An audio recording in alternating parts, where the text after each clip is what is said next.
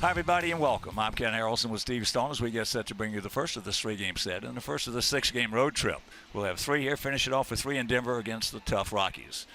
But something we were all hoping for, it happened. It happened. It certainly did, and Avi Garcia is a first-time All-Star. He's a very happy man right now, and he deserves it because he hit well over 300 the entire first half.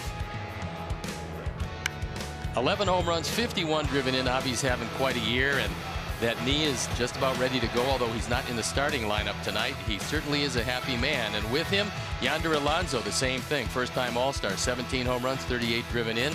Both of these guys have one thing in common. They're heading into the break in bits of a slump for the first time this year. It's a long ball slump with Alonso, and for Avi, he's swinging at a lot of high fastballs. He'll get over that because he's having a great year. Well, also on the other side of that field is a guy named Chris Davis, who last year had a tremendous season and had a good series against us not too long ago. Chris Davis last year hit 42 home runs, drove in 101 runs, and this year he's on pace to do pretty much the same thing. And in our ballpark, he had quite a series. He hit close to 500, but in his last 7 games, 4 home runs, 9 driven in. He's got tremendous power. He's not a tall man, but he's a wide man, and he can hit it forever. Even in this ballpark, which is not conducive to hitting the long ball, he's able to do just that. So hopefully you hold down Davis, you beat the A's, something we weren't able to do in Chicago. Well, there's a lot of talent on the bump tonight. There certainly is. A couple of young pitchers with a chance to be really good pitchers. Carlos Rodon and Jarrell Cotton. Jarrell Cotton we saw in our ballpark for 5 innings. The reason is he opened a blister on his thumb. It was bleeding. They had to take him out. They pushed him back from a start. He's throwing tonight. Last time out, Carlos Rodon wasn't particularly good. He didn't have command, but they didn't hit him, so he actually threw the ball pretty well. And as you can see, against Oakland career-wise, an ERA of 5 3/4. Hopefully tonight he gets the magic, he has the feel, and he can throw some strikes. If that's the case, Sox are going to be okay. All right, sit back, relax, and strap it down. Game 1 of this three-game set. White Sox baseball coming your way.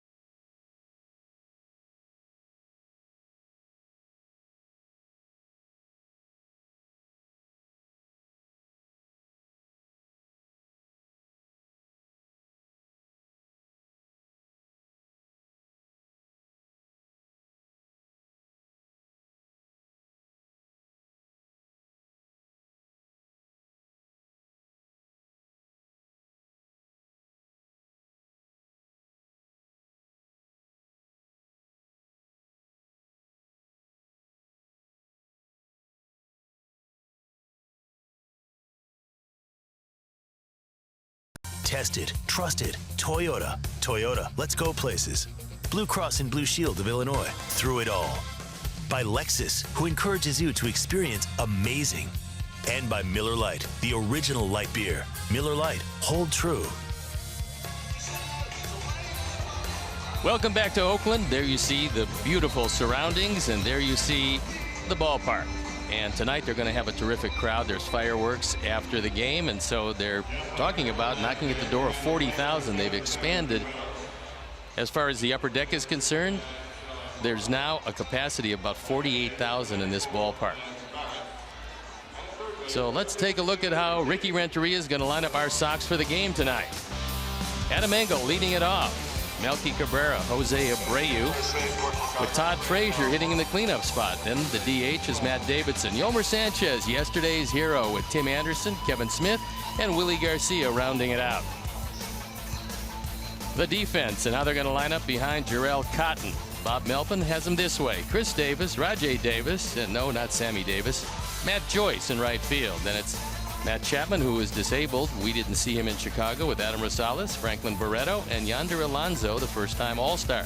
Josh Fegley gets a nod behind the plate, and our Lexus Experience amazing starting pitcher is Jarrell Cotton. There you look at the numbers, a little bit higher than he would like, but he threw the ball very well against our ball club in Chicago, having to depart after 5 because of an open blister on his thumb.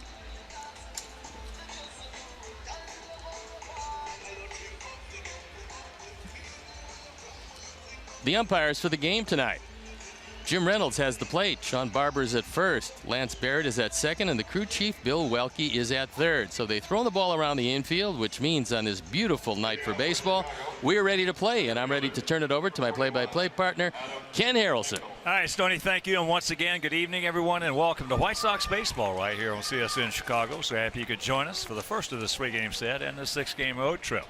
And before we show you our picks to click, you at home select yours, as Adam Engel hitting at 276, and the first pitch of the ball game from the 25-year-old right-hander for a strike. Now, if he had to leave the game with that blister that was bleeding, how's that going to affect him tonight? Well, I don't think he's going to be able to go as long as maybe they would like or he would like. And the reason is, Hawk, that blister's on his thumb, and it's on his thumb because of his cutter. His thumb rests against the seam on the cutter, so he throws a lot of cutters because it's effective, but it opened the blister up. And, you know, there's lots of different things to combat it, but even with new skin or something over the top, you can still open that up, and they're waiting for it to happen tonight.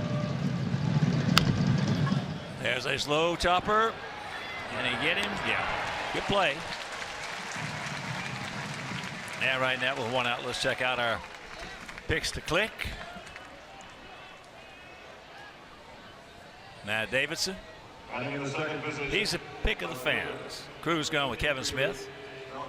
Steve's going with Yalmer, David Nowak, and all the great folks at Pookie Hyundai, Downers Grove, and I. We're going to go with Adam Engel. Well, I know one thing: when it's hitting, if you got a little blister when it's hitting, it can really bother you, and it's got to be bothering a pitcher certainly a heck of a lot more than a hitter. Yeah, if you're going to have any blister anywhere on your hand, it's going to take away that feeling that you have to throw, especially your breaking ball in the zone. If you have anything interfering with that, it's a problem. From a hitting standpoint, one of the biggest things, it takes away your concentration. Yeah, because you're thinking about something else other than what you're supposed to be thinking about. Here's Cabrera. And here at the Coliseum, it's called Rickey Henderson Field. They overdid that opening day. No longer O.Co. Coliseum. It's still a Coliseum, but Rickey Henderson Field is that side of the play. Well, I know you would like what the new ownership group is trying to do. They're really embracing the legacy of the Oakland Athletics. Not only Rickey Henderson, but they named the main gate here Catfish Hunter Gate. And they have a lot of pictures of Catfish in various stages of his career, and I think it's a great thing. It is. As way out in front, fooling badly on the chain, so 2 down. And for years, I mean, they had numbers out there on the facade of the upper deck. They still had them up in the bleachers up there: 9, 24, 43, 34, 27. Yes, here's Abreu. That's one thing that the White Sox have done in the last 30 years. They have brought back a lot of the tradition of the Chicago White Sox, the great franchise legacies. And a very happy 4th of July, very happy Independence Day. Make it a loving, a safe, and a very reflective one on all those who have paid the price.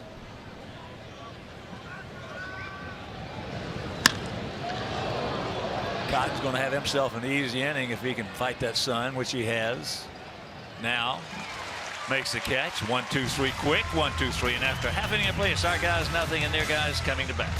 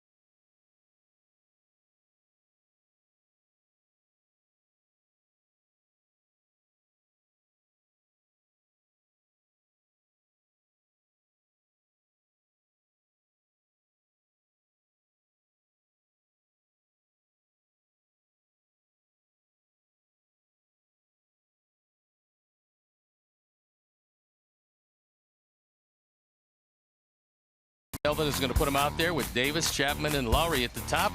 Chris Davis, who's been red hot, especially against our Sox, along with Alonso and Fegley in the middle. Barreto, Joyce, and Adam Rosales rounded out.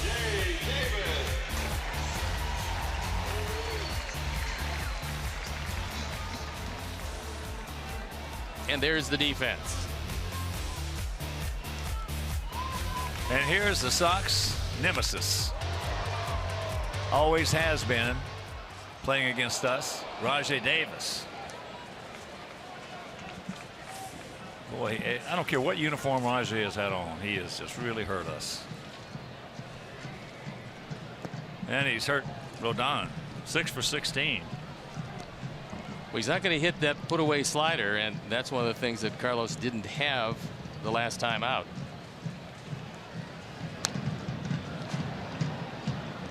I watched that game, and it was just location. That's all.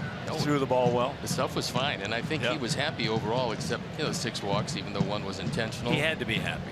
Coming from where he was.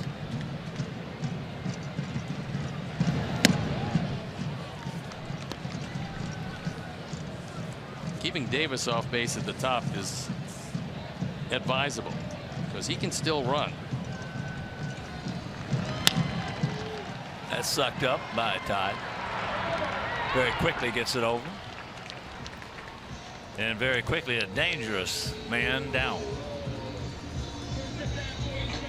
This Oakland team doesn't run a whole lot. There's 27 stolen bases. But Rajay Davis has 10 of them. That's why keeping him off is always a good thing, especially at the top of an inning. Well, they run a lot more than they used to. Well, they used to run nil. Nil. Zero. No runs, no bunts. Which was absolute unbelievable. And here it's Coliseum, 330 down the lines, 367 in right center, 362 in left center, 400 dead away center.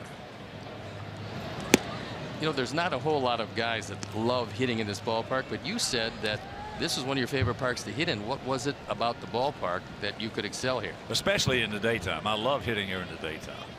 At night it was a little tougher. Couldn't see the ball quite as well.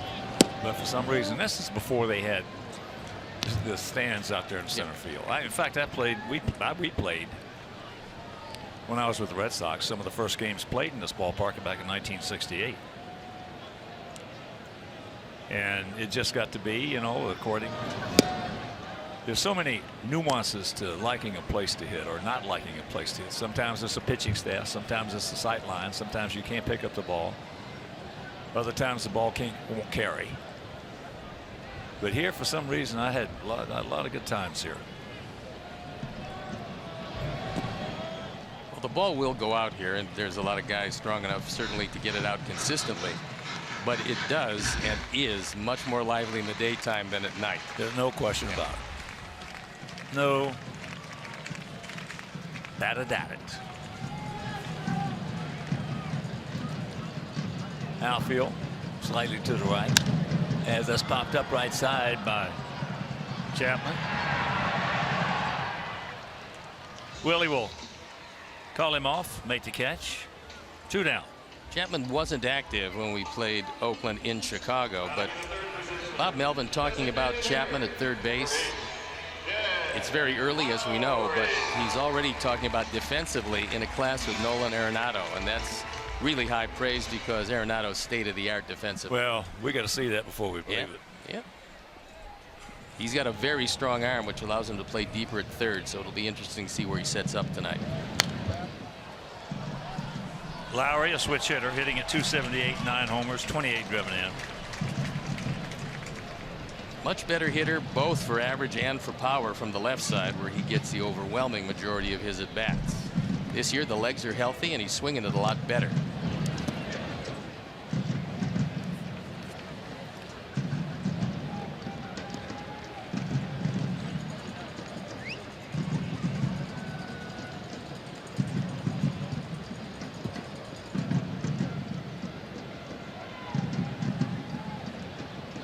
Big gap out there in left center.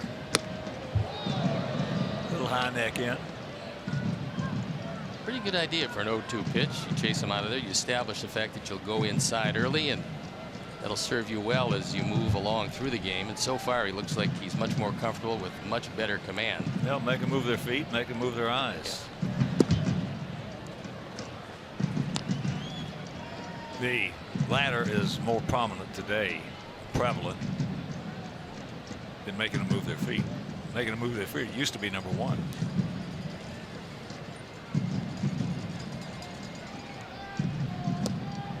He gone.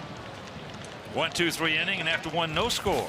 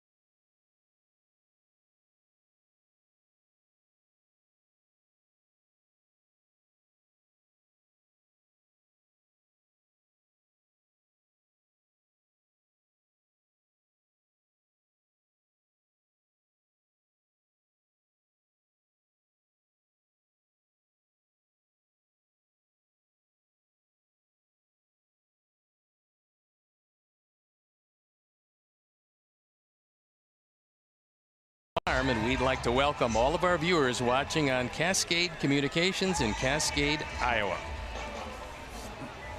Hitting out the top of the second inning for Chicago. Jarrell Cotton did what a lot of guys do that have good stuff. Early in his career, when he was in the Dodger organization, he walked 48 men in 66 2/3 innings at Rancho Cucamonga. So obviously, guys with good arms, when they're very young, you have to have some patience. The Dodgers ran out, and Oakland's enjoying Jarrell Cotton. First pitch strike to Todd. Frazier hitting it 213, 15 homers, 40 knocked in.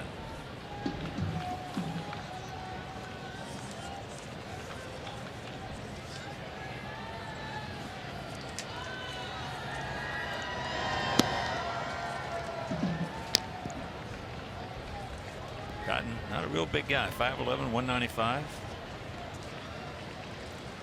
Out of the Virgin Islands, St. Thomas.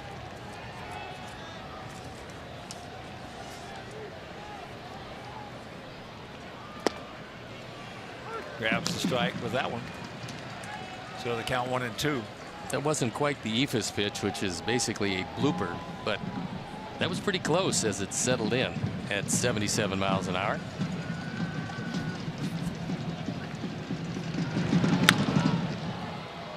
Stay fair. It will. Thank you very much. Just fair. So now Todd will pull up with a stand-up two-bagger. No chance for Joyce in right field as this one slicing away from him. Fell on the left side of the line, which for Todd Frazier is the right side of the line. A high fastball. Looks like he was trying to test the upper limits, and Todd was able to get enough on it to run it into a double. So here's Davidson. Matt been scuffling a little bit lately. That still leads the club in home runs with 17. He's driven in 39. And regardless, Sox coming off that homestand, they were swept by these Oakland A's in 3 games. But he's trying to go to right field. He's doing the right thing, so that's okay. Been split with the Yankees in that 4-game series. And of course, that big win yesterday took 2 out of 3 from the Texas Rangers on that beautiful home run by Yolmer Sanchez. This team is entertaining, and they've shown it time and time again. Well, Ricky's boys don't quit. They don't quit. That's the mark of a manager, as we talked about. The mark of a manager is not wins. The mark of a manager is the eyes. You watch them play. How hard do they play? Do they give him 27 outs? Do they bust their butts down the line? Do they bust their butts in defense? Now, the mark of wins is the general manager, because he's the one that puts them in the uniforms.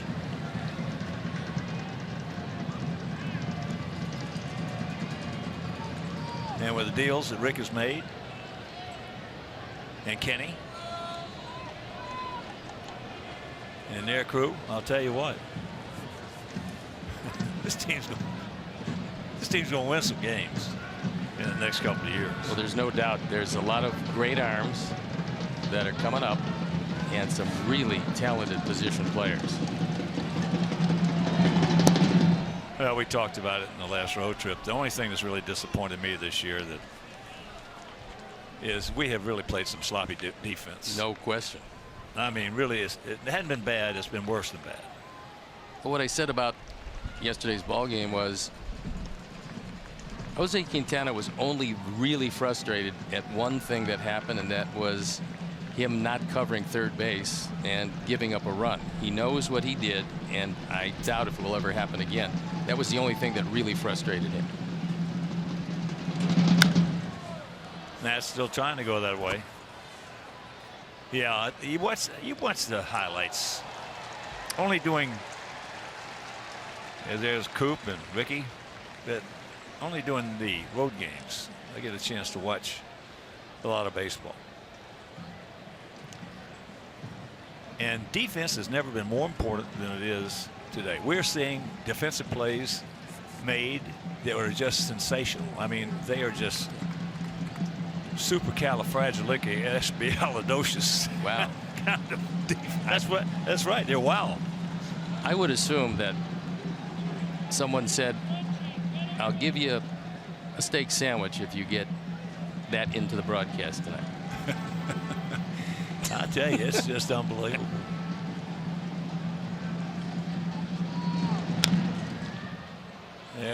We'll see that gun now. So 1 out. It's all right. He gave it a shot. Let's take a look at StatCast, powered by AWS, and we'll take you back to yesterday. A hanging slider, and Yolmer with an exit velocity of 99.3, 27.9 degree launch angle, and distance, well, 415, but he hit it late. It turned out to be the game winner, and here he is in person, Yolmer. Yelmer, one of the better players on our team through the first half. Boy, he's been all of that, and he has wonderful hands. Defensively, he has really done a great job at second base or shortstop when they put him there. And of course, if you're just tuning in and did not hear, Avi Garcia making his first All-Star game. And both of us feel the same way about Avi. Not only is he a wonderful guy, but you know, the first time you're picked, it's just a great experience, and he deserves this. This wasn't a gift. He deserved to be the guy. Well, he led the American League in hitting more days during the first half than any other player. And still #1 as far as hitting left-handers. And there you see what he's done to this point. 11 and 51 on the power numbers. He scored 40 of them. And that knee, getting back to pretty close to 100%, did all of the baseball-related activities before the game. He probably should be in the game tomorrow afternoon for the second game of the series.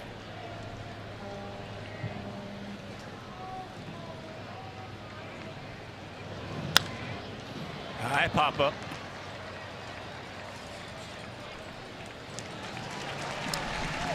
So, 2 down. Barreto makes the catch. Batting in the 7th position, shortstop, number 7, Tim Anderson. So here's Anderson at 242, 7 homers, 24 knocked in.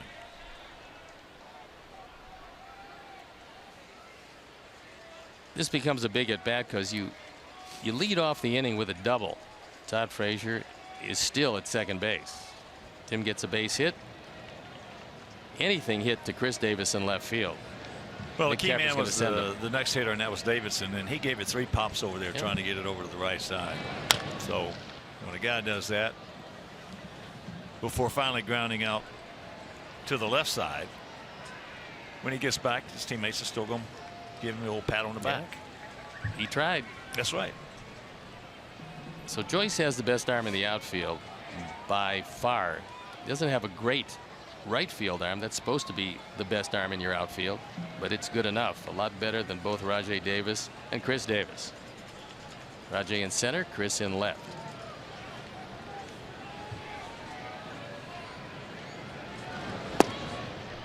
Good eye, good take.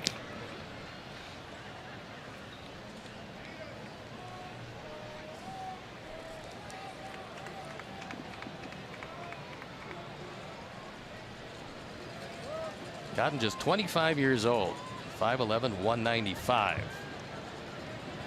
Rich Hill and Josh Reddick went to the Dodgers. Frankie Montas, Jarrell Cotton came to Oakland. Fouls that one away.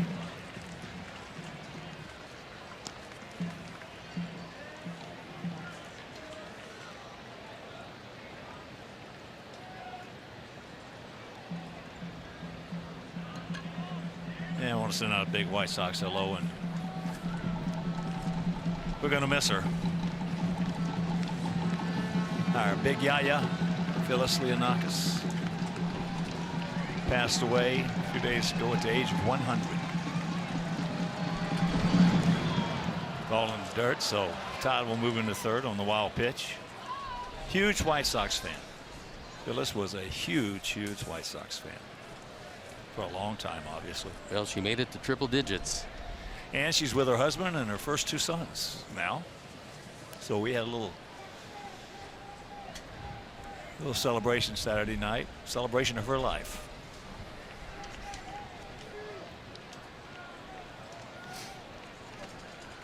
Little conversation on the mound. Cotton now has 6 wild pitches. And Todd is 90 feet away.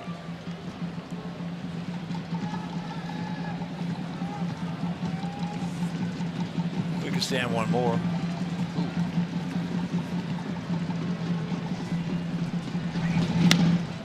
Get through. Yes, it will. So it's 1-0 good guys.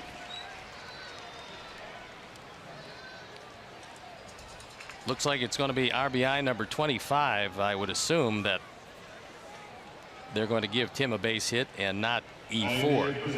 That's got to be a base hit. Yeah. Of course, we have seen some funny things this year. That was a fastball inside out swing, and it goes as a base hit and RBI number 25. So here's Kevin. Kevin been swinging that bat. He's up to 283. Takes first pitch strike. He's really got a lot of mileage out of using the right side. And now with Alonso holding Anderson close and Barreto playing up the middle, there's a huge gap on the right side.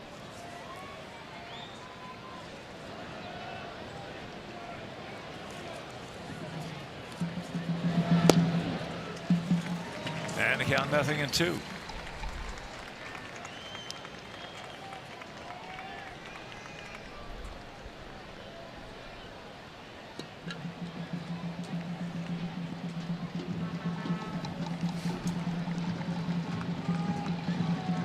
Good lead.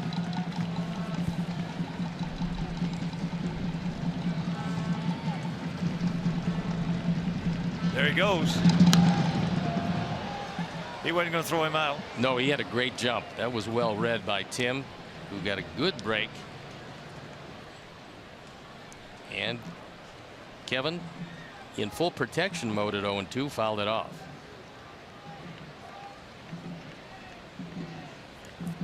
.94-mile-an-hour fastball.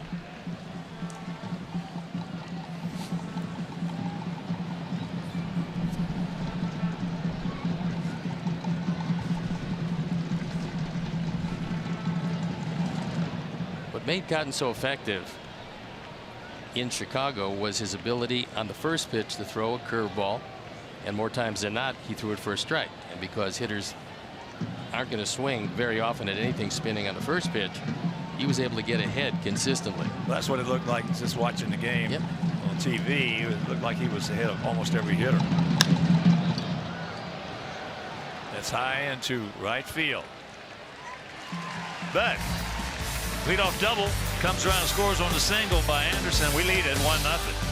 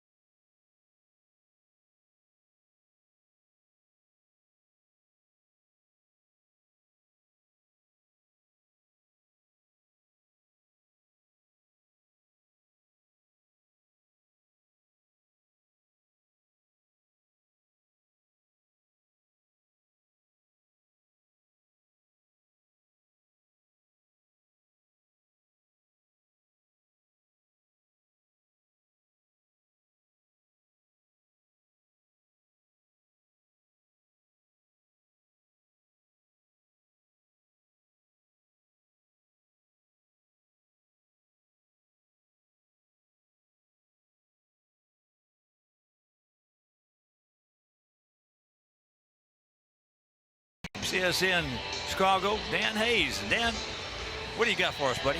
A lot of stuff. Avi Garcia today, cracking a few jokes, a few knee slappers, if you will, as one of our coworkers put a headline on it. He's in good mood. He went through the full battery of tests today during batting practice, and was joking about how good he feels. Said, "Look, my knees, I only have 2 of them. I gotta take care of them." So, but Rick Renteria said this is about peace of mind for him, that he wanted to make sure that he could handle the full battery of tests. So he ran, he hit in the cage, he took some fly balls, wanted to make sure the body is ready to withstand going back in the lineup after 5 days off. And it sounds like everything is good there, and Avi's in good spirits and obviously excited about headed into Miami next week for the All-Star game. But he said it's more important to be there on the field for the second half than just that one game. Well, we are all proud of him, and we're all pulling for him so much. And he started him off with a good changeup right there. See, now the count 0-2, power against power right here with Rodon against this Chris Davis. David Robertson. David Robertson stayed home yesterday, and his wife induced their second child. And so right now the White Sox are going to kind of figure out how to get through that 9th inning. And we talked to Don Cooper a little bit about that. And just going back, this is the first time they haven't had a closer, a set closer, since 2014. So talking about that year and some of the struggles they went through that brought David Robertson here in the first place. Anderson guns him out, 1 and down. When do they expect that David will rejoin the team? He said yesterday that he thinks he's coming back on Friday in Denver. That works with the off day, obviously. You get 3 days with the paternity list. So for the next 3 days, they're going to be shuffling things around. Obviously, this is a chance we've seen what Tommy Kahnle can do, and I would suspect he'd be in there in the 9th inning, the first crack.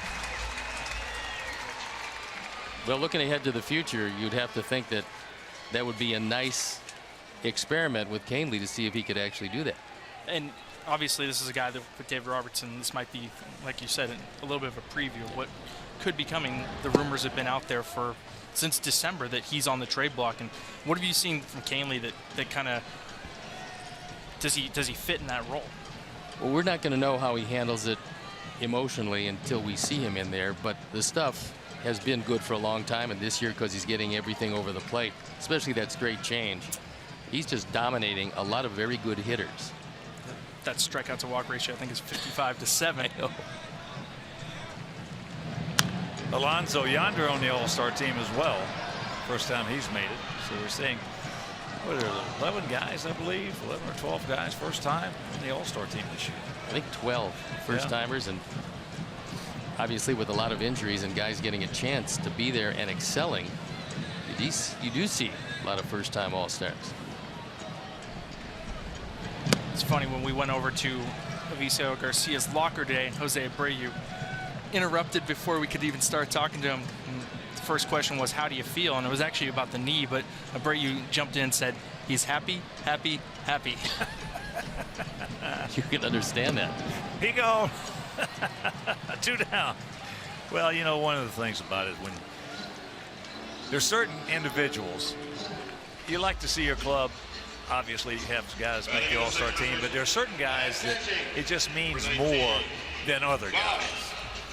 It's like when a guy throws a no-hitter, if he's a jerk, then you go up and you say, hey, nice going after the game, that's it.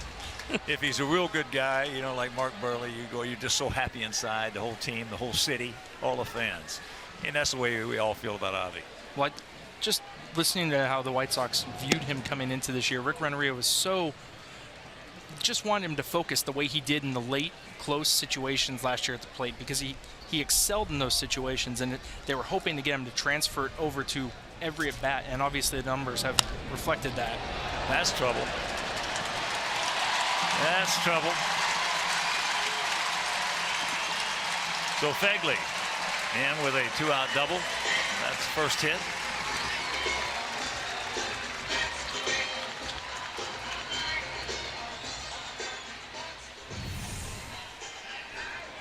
Five straight retired, and then this wipeout slider probably was not as low as Carlos would have liked it.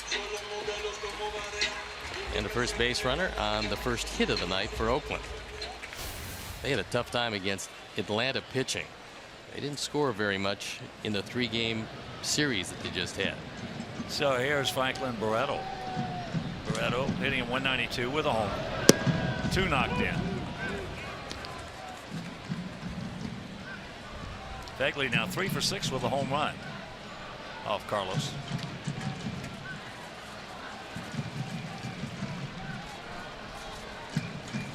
Outfield straight up, spread out, spaced about equidistant.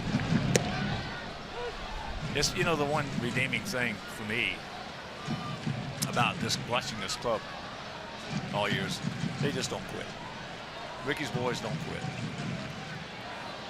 You've seen that with Yolmer Sanchez, and a lot of guys talk about how comfortable they are getting the chance to play every day. And you've seen some of these guys that it's definitely had an impact on them. They feel comfortable. They're getting these chances. Leury Garcia going out. He actually started a rehab assignment today in Arizona. There's a bunch of guys there in Arizona.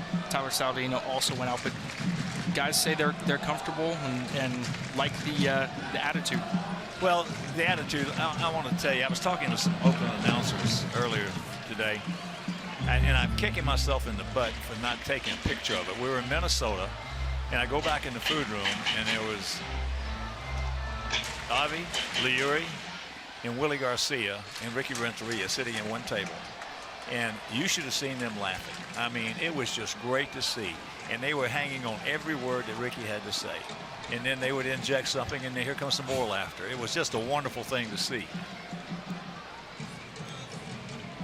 One thing that I'd heard a lot from scouts last year was how much he loves players. And one in particular said, it's in his DNA. He's not faking this. This is a guy that understands players, understands the mentality, and really can get on their level. Well, it's doubly important today to me, and you know we've talked about it, Dan and Steve. There is a lack of Latin managers in the major leagues, and there are some very qualified people out there to be managing because of the fact it's getting close to 40% in the major leagues of Latin players, and it's growing. It's growing, and these guys, there's nothing. Uh-oh. Yeah, this is not a good sight.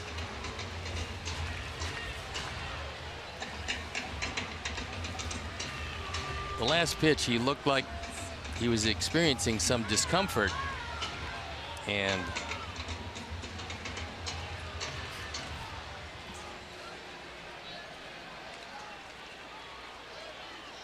he probably, if they want him to stay in and test it, he's going to have to take a couple of warm-up pitches at least.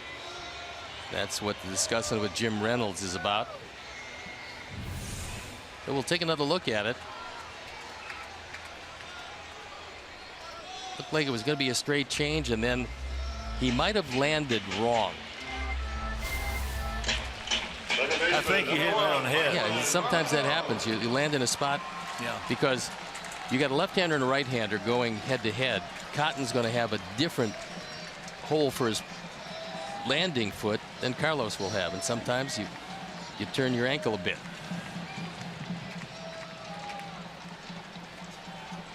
So 3-2 the count with 2 out. Outfield straight up. And that's ball 4. But getting back there, there's so many, not so many, there's some very, very qualified Latin former players out there. And one of them, you know, to me, I said it before and I'll say it again, one of them is Ozzie Guillen. You know, the man's won a world championship.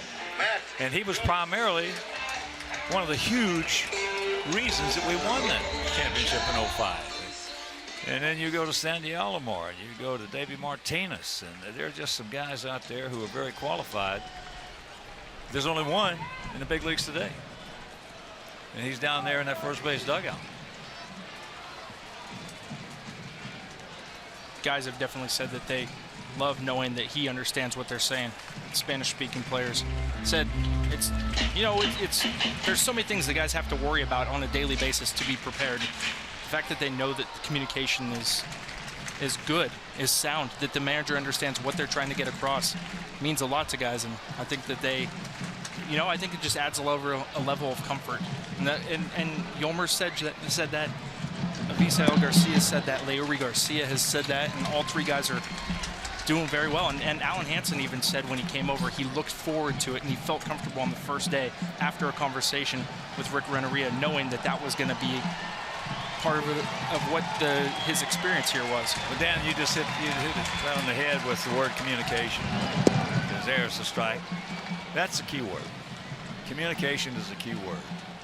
And one of these days there's going to be an organization who has all of their minor league managers, all their minor league coaches take that Rosetta Stone and learn how to speak Spanish.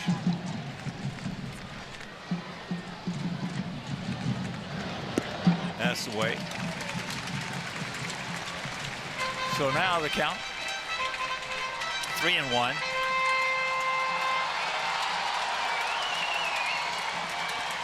Well, even for a club that's been struggling as of late, you've had a lot of stuff to work on, haven't you? It's been a busy year, and obviously July is July could be pretty interesting too, with obviously a lot of trade rumors out there. Nothing seems to have really kicked up at this point. But well, I think it will. Yeah, there's a lot of interesting pieces for sure, and I think we've expected stuff all along, and could be an interesting 28 days. All right, that'll load them up. Well, man, you've had a lot to cover as John Cooper's coming out now, and you've done a heck of a job, buddy. Steve and I both want to thank you for your insight and all the information you've given us this year. No problem. It's and fun don't job. stop now, boys. Dan Hayes.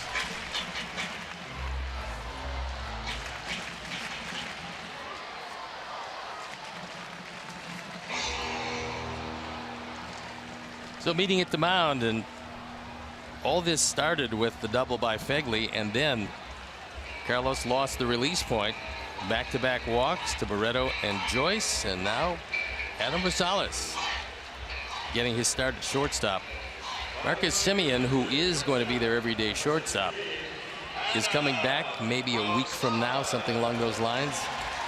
They'd love to get him back because he usually swings a very good bat and has improved drastically defensively. That's the thing. He hit 27 home runs last year. We knew he could hit, but we knew he was having defensive problems. He's learning, I guarantee he's learning how to get his behind down, which that's a process sometimes. It sounds so easy to get your behind down, but it's not.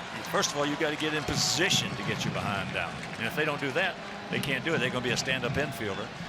And the way that ball gets through the infield in the major leagues is very quick. There's a strike. 1-1 the count. Here's another guy that's hurt us. He's only hitting .228. 4 homers this year, but against us in the past, he has been a thorn in the behind as that pitch down low. Rosales. A lot of fans in the Chicago area. And the home run he hit in Chicago, where he sprinted around the bases, that's his home run trot, which is really, well, it's the fastest home run trot in baseball. There's a base hit. So the walks are going to jump up and bite him. And now the ball's dropped. They weren't going to get him at first anyway. And the walks hurt. It's 2-1 Oakland. Rosales just continues to plague us. RBI's 26 and 27. This is a fastball. He had fallen behind. He's got to get it over, and Rosales takes it through the right side.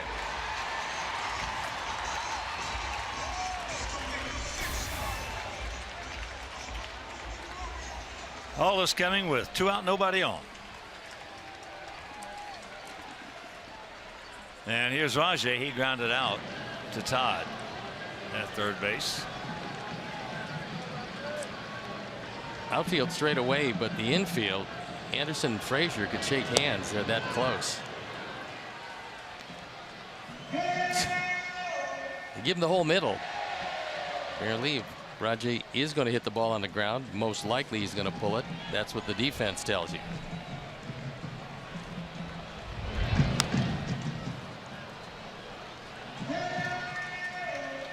Oh, 0-2. You know, Dan Hayes has done such a good job in covering and coming up here and sharing all that information. I'll put our beat writers and our people up against any other in baseball. They're very good, and they get excellent stories. He gone, but the walks hurt. They score 2 and they lead it by 1.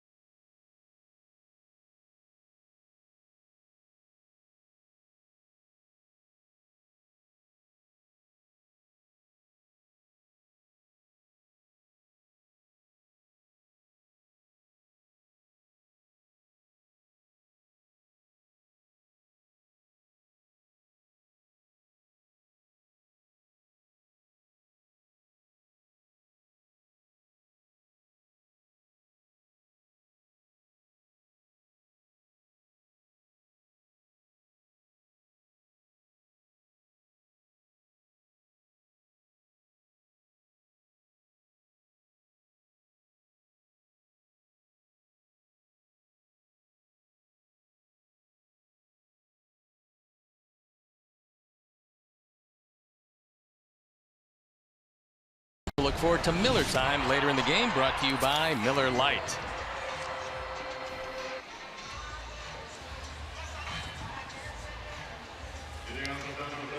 Willie Garcia will lead it off for us.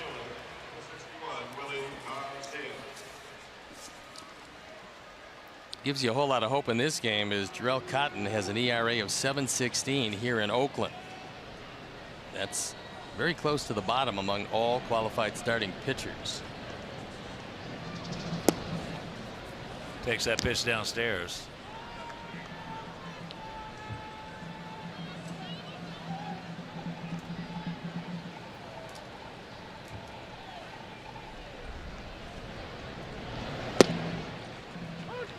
And that evens the count. Once again, a very happy 4th of July and Independence Day. Please make it a loving one, a reflective one, and a safe one.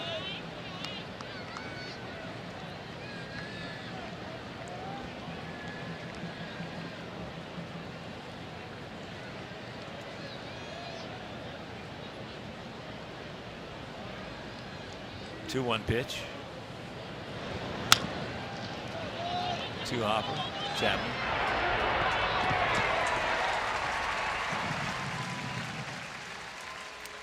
So 1 out. And a reminder, save on tickets with the 4th of July flash sale. Now get select lower level tickets for the July 18th 19th series against the Dodgers for just $10. This special offer ends on Wednesday at 5 p.m. Central. So visit whitesox.com/flash sale to order your tickets. You can do it today. Adam Engel grounded out to Rosales at short. Fakes the bunt, draws him in, takes a strike. It's a pretty good idea if he can just show bunt occasionally. You're going to bring him in at the corners, and then it's a lot easier to hit by them if they're in at the cut of the grass. Well, Steve, you know that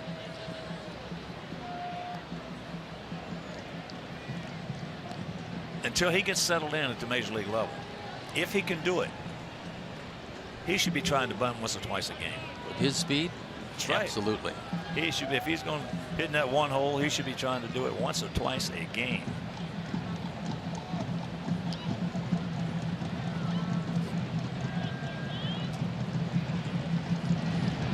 He's got to find out which way is the best way for him. Is it down the third baseline? Is it a little push bunt past the pitcher, in between first and the pitcher's mound? That's a good one with a left-hander on the mound. Exactly. That's what these are the nuances that he has to learn. Who's on the mound? Which way should he go with it? And then really working on it hard and extra BP. Extra BP. Do it in extra BP. Well, he's getting an extended look and making the most of this opportunity because in center field, he's been wonderful. Great jumps, very fast. And the hitting has been pretty good. Well, the only mistake that I've seen him make is when he tried to do a little too much on a ball in the right center field. Pop up, so to speak. Avi was standing almost in front of him. Yeah, and there's Todd Steverson, who has to be pretty happy for the most part how the guys have swung the bat all year.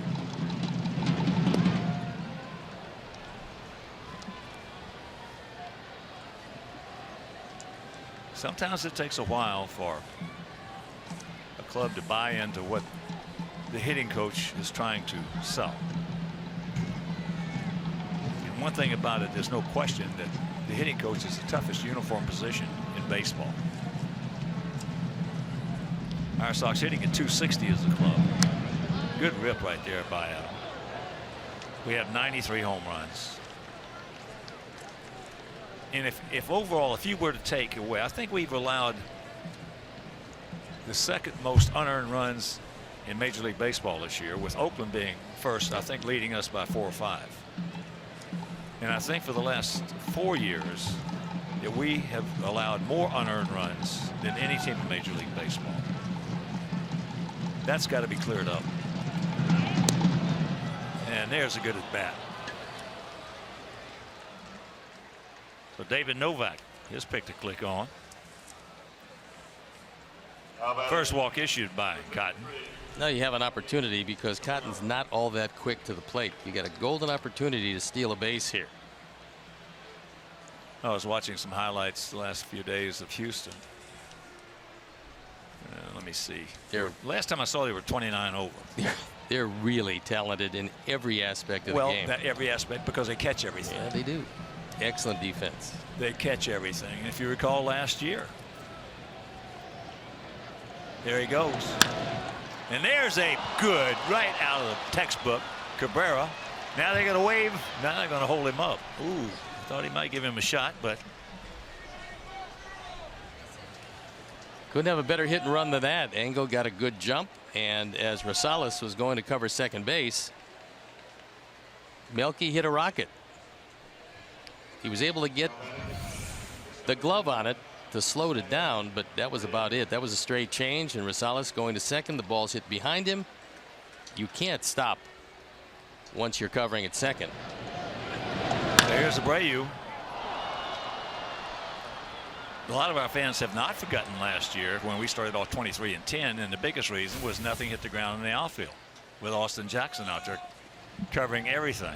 And the fact that the bullpen got everybody out every day. They were the best in Major League Baseball for the month of April. Yeah. At a 1.69 ERA.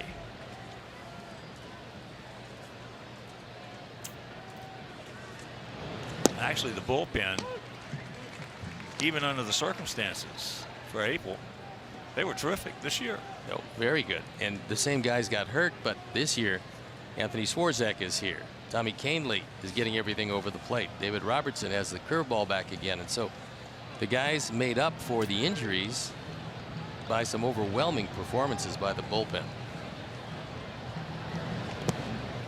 Bagley keeps it in front of him.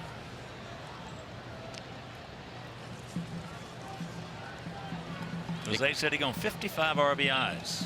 Nick Capra going through his set of signs.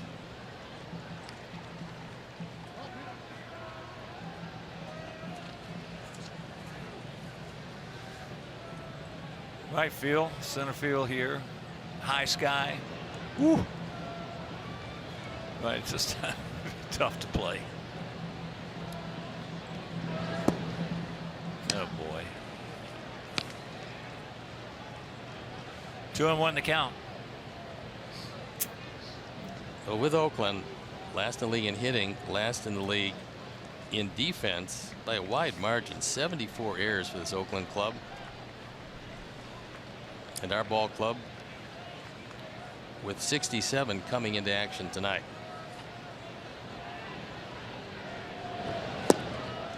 Well, with our club, it hadn't been just the 67. It's been the plays that should have been made that were not made. Double plays that should have been turned that were not turned.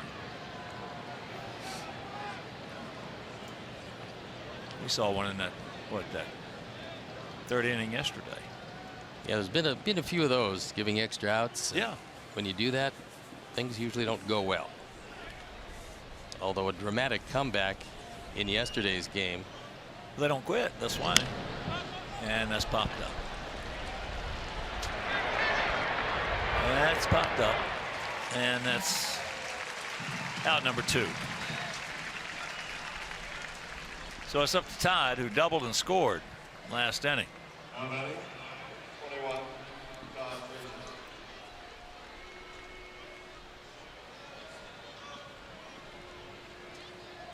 With 1 tonight for Cotton as far as wild pitches are concerned, and 6 for the year.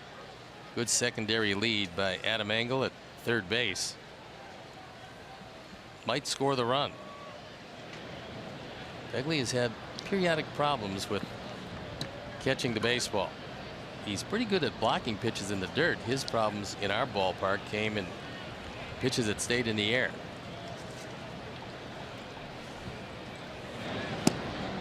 Takes the strike.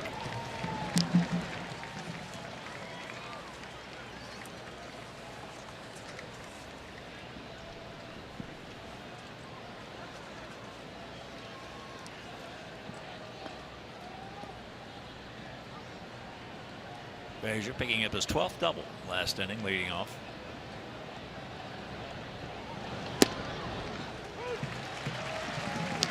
Quickly down in an 0-2 hole, and a couple of pitches that were borderline went to Cotton.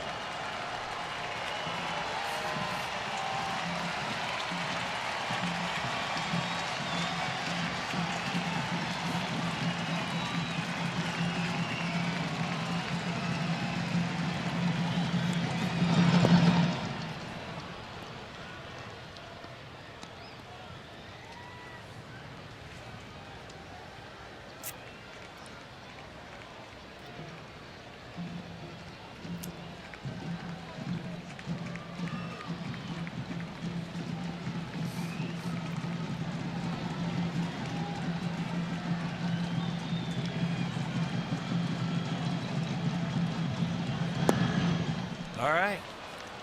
2-2.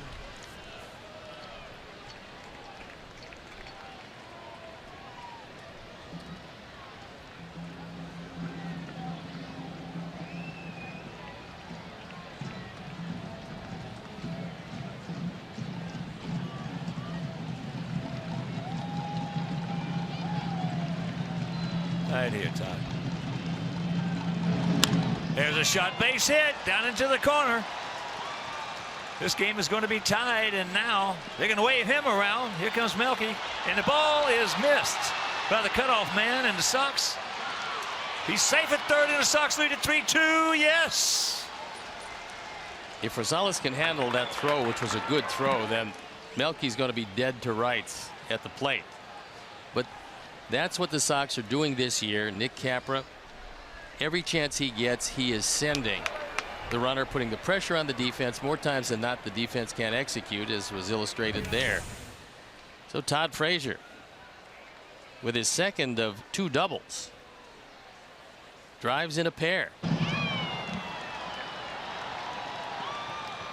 This ball stuck under the padding for an instant. Davis can't throw in left field, but this is a good relay throw. It was. He hit the cutoff man. And Adam just thinking about the throw before he made the catch, and the ball got away, and then Todd hustling into third. So double and 2 driven in.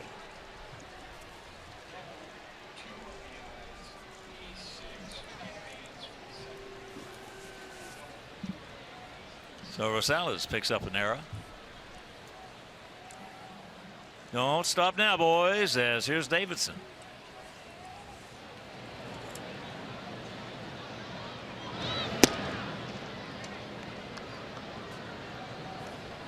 It's 42 runs driven in by Todd Frazier with his 2 doubles tonight.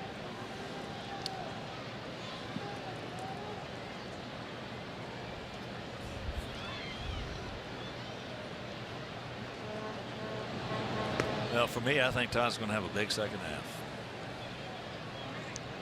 Well, he keeps telling us that he's pretty close, and swings tonight were good, solid swings. He wasn't fooled by anything that Cotton's throwing. He's getting back into the dangerous zone. He went for the first 2 months. He was not dangerous. He is now. And there's a base hit. He just muscles that one out in there for the double. And it's a 4-2 Sox lead.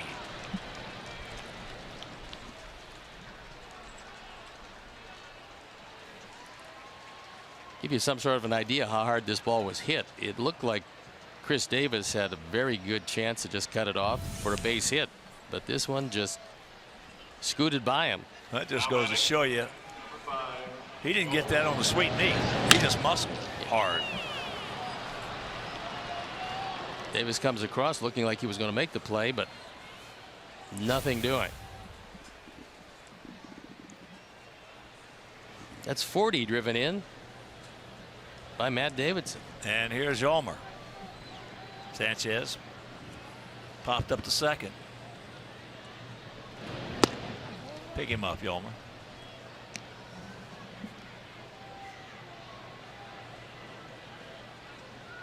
Started with a 1-out walk. Good at bat by Adam Engel.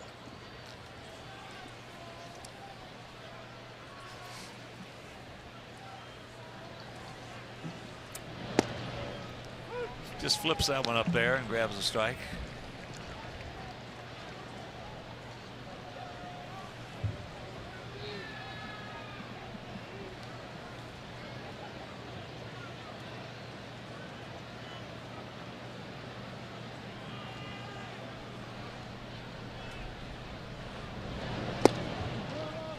And that's off the corner.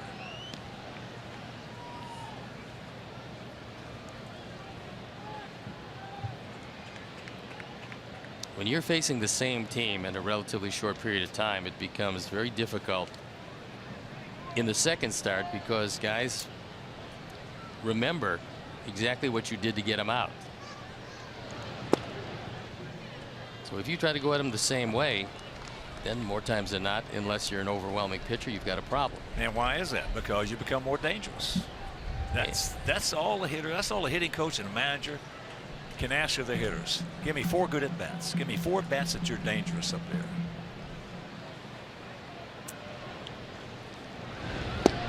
Full count. Joyce looking into that bright sunshine, trying to shield his eyes in right field. Don't give me 1 or 2 or 3 at bats that you're up there worried about your swing. Now the Oakland bullpen is starting to work. And that's ball 4. Now he's going to get in the third. A little bit ill-advised right there. Meanwhile, we do some damage, and we lead it 4-2.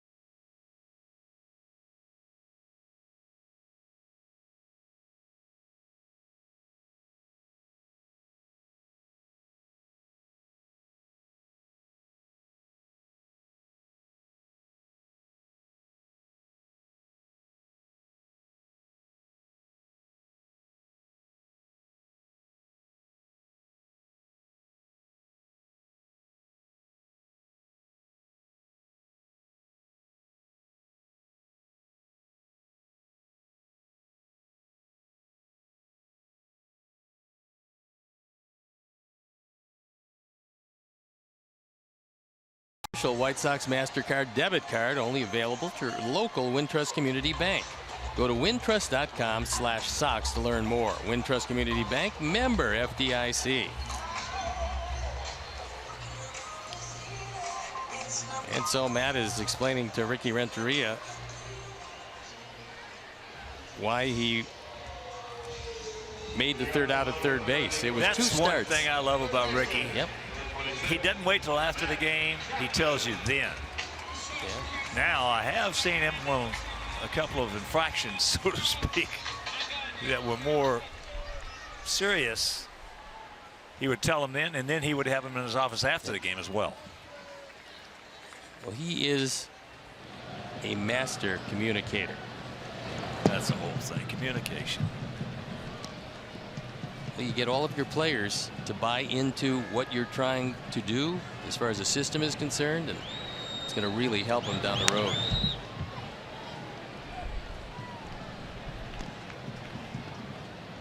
Chapman? Matt knows he made a mistake. The third out at third base is never advisable, especially when you stop and have to restart again. Well, you can't make the first or the third out. Yep. There's a strike on the change. But these guys have got, you know, it's amazing. Guys have got to be told over and over and over again. That's one case where repetitiveness is critical.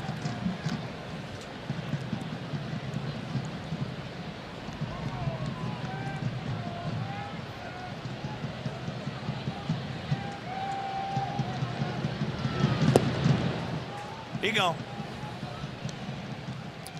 1 out. That's going to get a lot of them right there. 4 strikeouts and the wipeout slider. Carlos has one of the best around. Last time out, first start this year. You understand why he didn't have that release point, didn't have the good feel for it. He's got a good feel for it tonight. Well, you just watch the hitters. They'll tell you what kind of stuff he's got. Yeah. He's definitely got, as you framed it, one of the best down and in put away sliders in the game. He's got 2 of them. He got one that he uses to throw a strike early and one that he uses to put you away.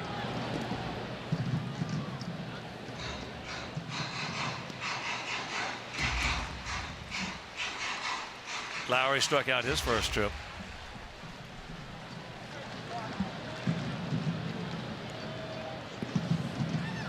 He has been a pretty good player, Jed Lowry.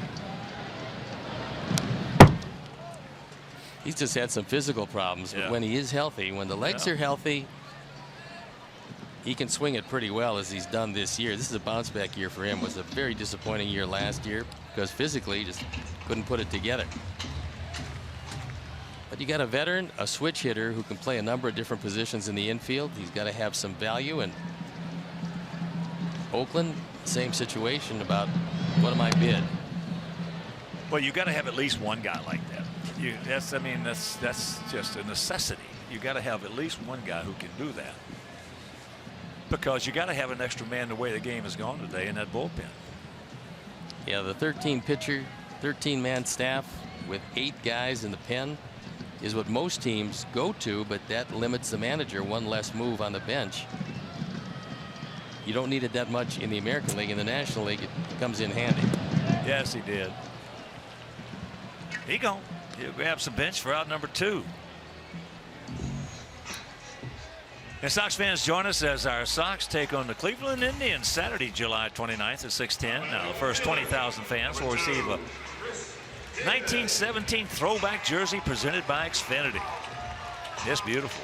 Xfinity X1. Well, that'll change the way you experience TV. So get your tickets today by visiting whitesox.com or calling 866-SOX-GAME. There's some Sox fans who might want to pick up one of those jerseys. It is, you know, they've got a couple times during the course of the year, they're going to have an exceptional promotional item. The one thing we both loved, the ring, the replica ring from a couple years back, just gorgeous. Great giveaway. And this jersey fits right into the same situation because it's very good looking.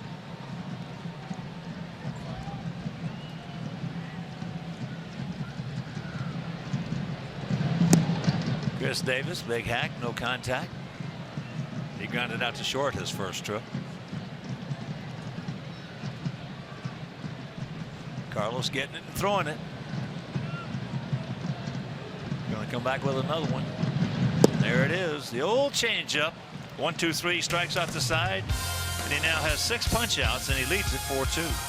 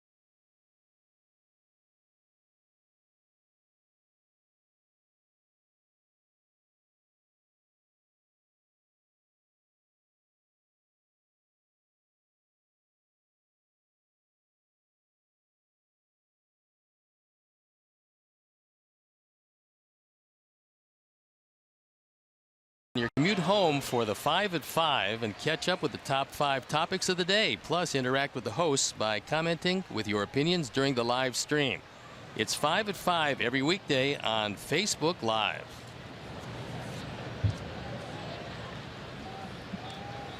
Lower third of our order, Anderson, Smith, and Willie Garcia.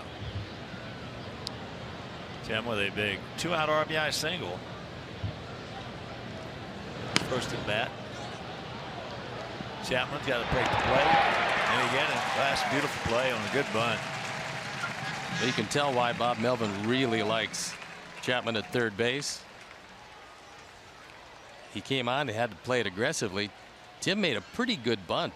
That was. Normally you're going to beat that out, but this guy's got a very strong arm, and the off balance throw, he gets it there just an eyelash ahead of Anderson. Good play, robbing Tim of a base hit. It's probably at least half the guys, half the third baseman in this league. That's going to be a base hit. Yeah. But no. Here's Smith. Went out to right field.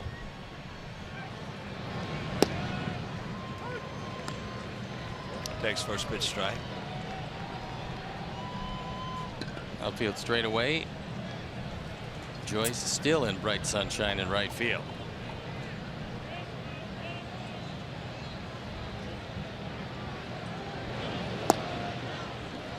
One of the things that Oakland's new ownership group has been able to do is commit to Oakland. There's going to be a new ballpark.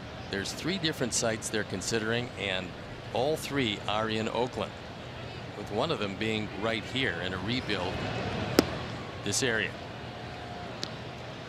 The other by Jack London Square, and then there's one more in that same area downtown.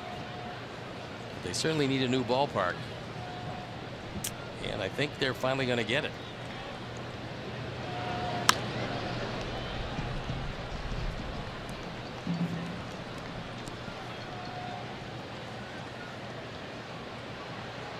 Two and two the count.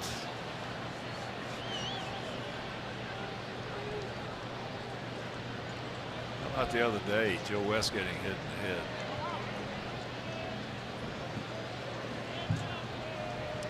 All thrown out of the stands. Well, there was another one just there. They should, in my opinion, they should have immediately forfeited the game. Immediately. Cannot allow people throwing things at umpires or players, but especially umpires in that situation. They should have immediately, and that'll stop it. You would think so. Yeah.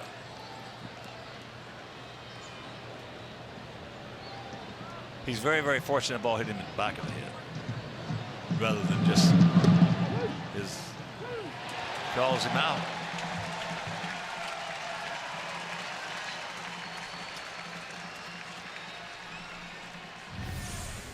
Let's take another look.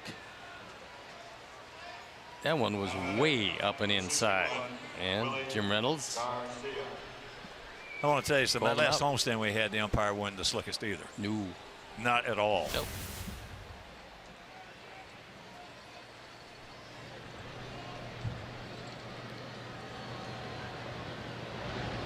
Last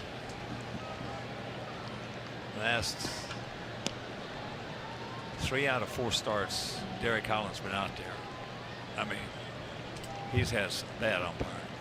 And it's just not been strictly on Derek. It's been from both sides.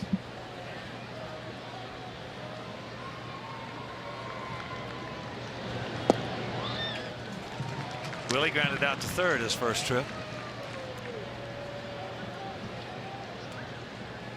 Adam trying to duplicate the first inning. Had a 1-2-3 first before running into some problems in the second and third. Ball hit deep into center field. Stretch. It will. It's off the fence. So Willie in with a 2-out double. Rajai Davis can do a lot of things still in this game, but he's not a real good center fielder, and that's why Oakland got him here. He's much better served on the corner, as This ball hit awfully hard by Willie, and the toughest to handle in center field is the one hit right back over your head. This one was pretty close to it. Davis drifts, but can't get to it as this one goes off the lower part of the wall. Well, there again was a good illustration just how strong Willie is, because he caught that ball. He hit it hard, but he caught it towards the end of the bat.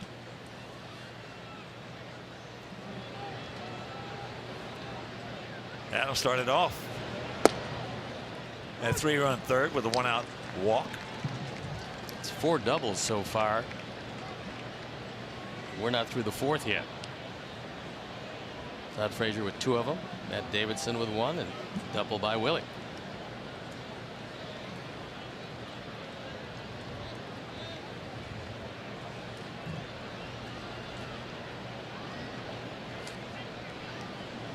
We talked with Cotton about 7+ ERA here in Oakland. This is a really good place to pitch because of all the foul territory, as well as night games where the ball just doesn't travel very well. You see all the foul territory, the most in all of baseball.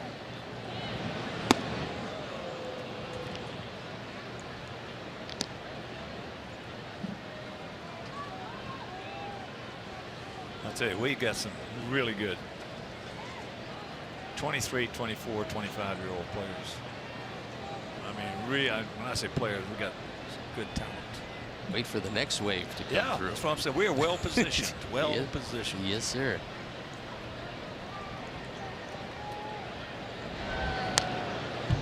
Pretty good pass at that one.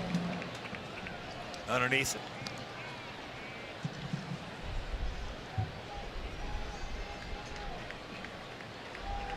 .32 pitches in the 3rd, totaling 75 to this point. Looks like for Cotton, he's not going to go too much past 5 innings.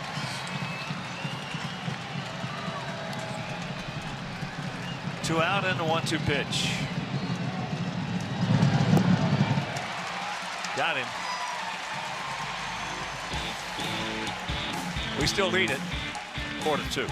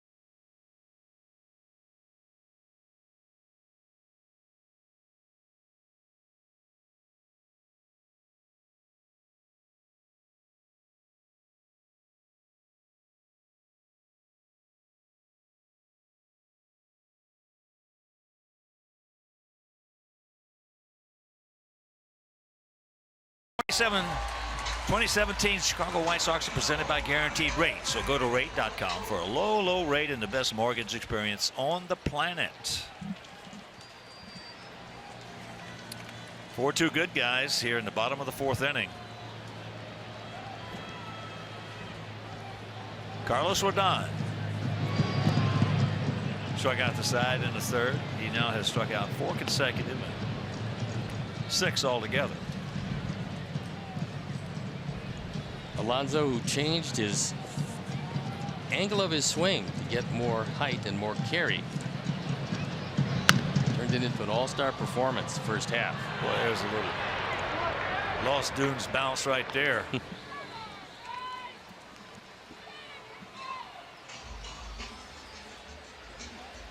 Boy, Lost Dunes, one of the great golf courses in the world. Now batting the catcher, number 19. I loved it. It was beautiful. It's one of the best in the world.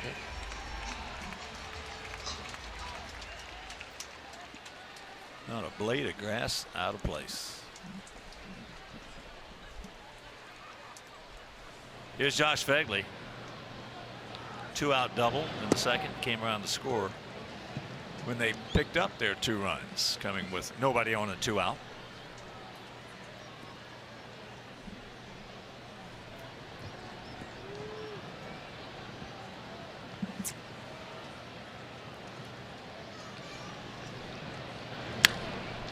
That ball hit high and deep into right field, but we got a man there. Name is Garcia, but it's Willie. That one didn't have a whole lot of carry to it because Josh hit it well, but it just kind of got out there and started to die.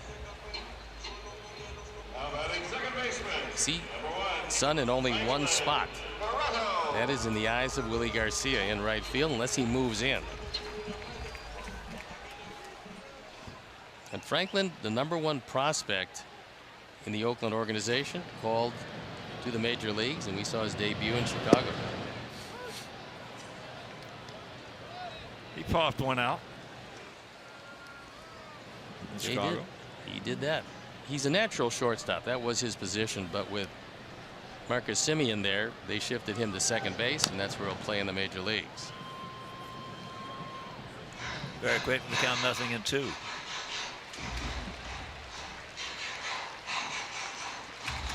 Barreto, originally with Toronto. He came back in a trade that people talked about, and will continue to talk about it, the one that sent Josh Donaldson to the Blue Jays.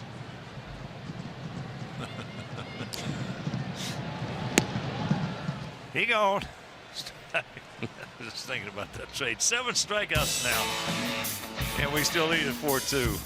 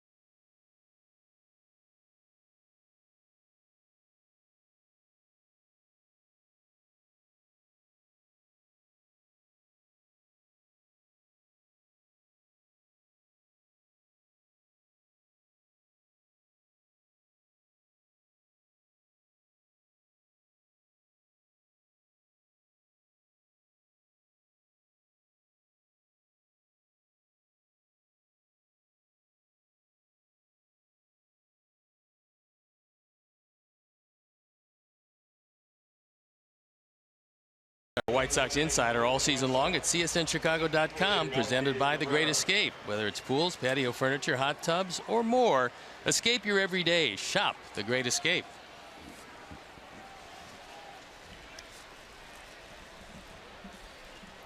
Top of the 5th, Cabrera, 1 for 2, a single and a run scored. Beautiful hit and run. And there's another base hit, so a good way to start it. And let me see, that bullpen going to get ready down there after 1 pitch here. You would think so. They were up last inning, and with there they come. With the blister problems, And the fact that Now batting, he's starting to float some of those change-ups and breaking balls. They're staying up in the strike zone. That's normally a tip-off to the pitching coach and the manager that the stuff is dwindling a bit. So the pen for the second time up and going.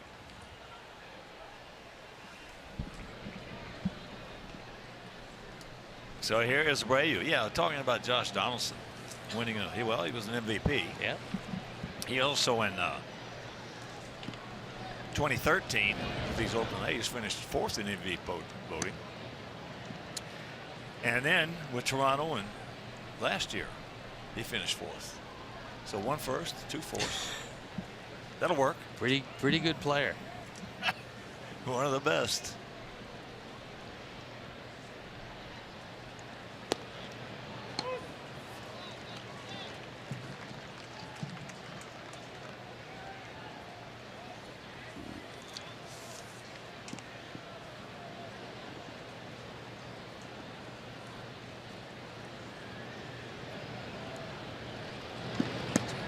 Could not check it up.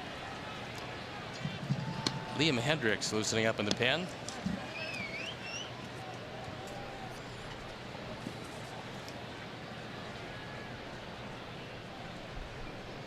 We saw him in Chicago. Used to be a starter, now working entirely out of the bullpen.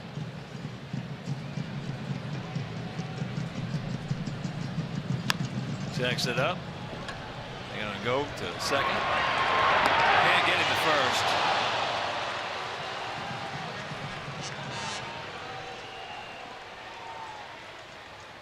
Going after a 3-6-3, but only getting the 3-6. Excuse me swing, and Alonso got a very good angle for the throw. Can't quite get it there in time.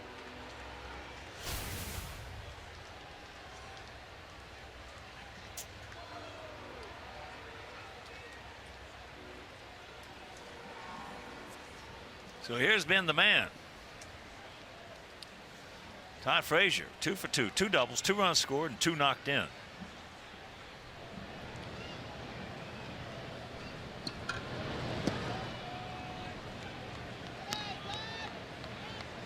A 2-run double coming with 2 outs in the 3rd inning.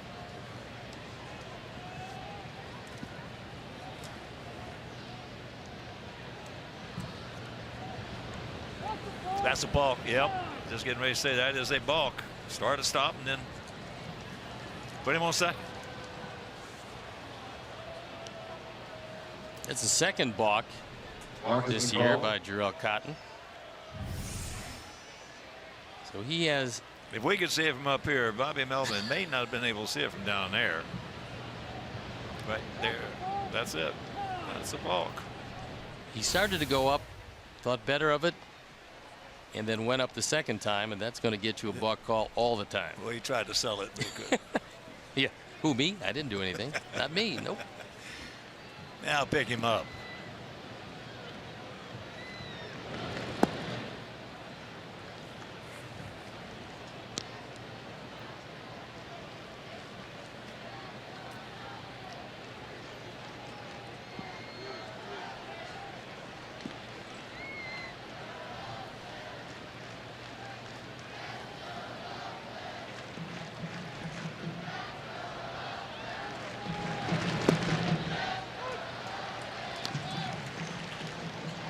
Two and one.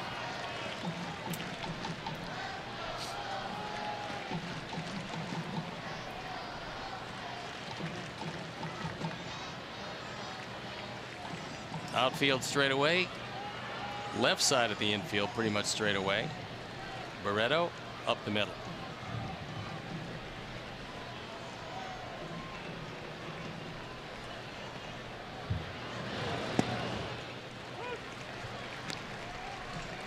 That evens the count at 2.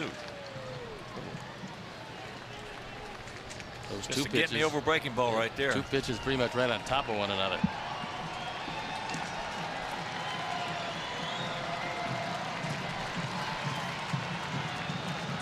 like he wants an inside fastball. Turn and burn. Hi, Papa. Get back. Get out of here.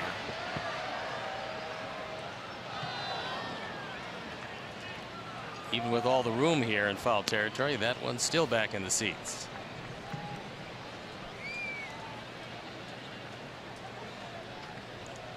Yeah, if you've got a first and third baseman in this ballpark that can run, they're going to have to here.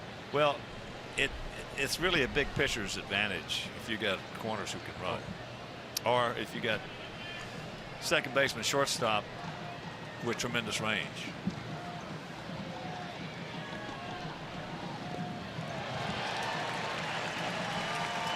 Two down. Good slow curveball from Cotton, and that one had Todd well out in front. Now batting, number 24, Matt Davidson. No, that was a straight change. Yeah. Same result, had him out front. Nice pick by Fegley. So here's Matt. Matt's had two good at bats. The last one, the RBI double in the third. His first one he grounded out to third, but that was after Frazier had led off the inning with a double. He tried 3 times to get him over.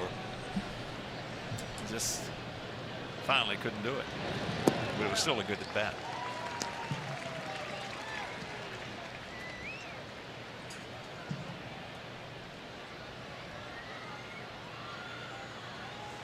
You and I were talking earlier before the game and talking about changing speeds. I asked you about Cotton. You said he had a good changeup. From what I've seen, that's his best pitch. It is. I mean, the fastball is good. It's not. Yeah, it's not an exceptional major league fastball. Well, it's better because of the change. That, and at least in Chicago, we got that slow curveball over consistently. Here, not quite as much, but he's had a lot of time between last start and this one because of the blister problems, which was cut open and bleeding at guaranteed rate.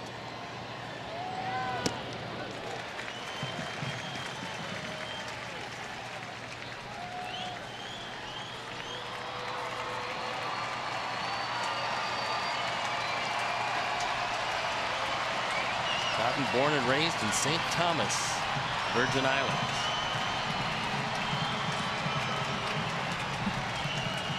One and two the count with 2 down.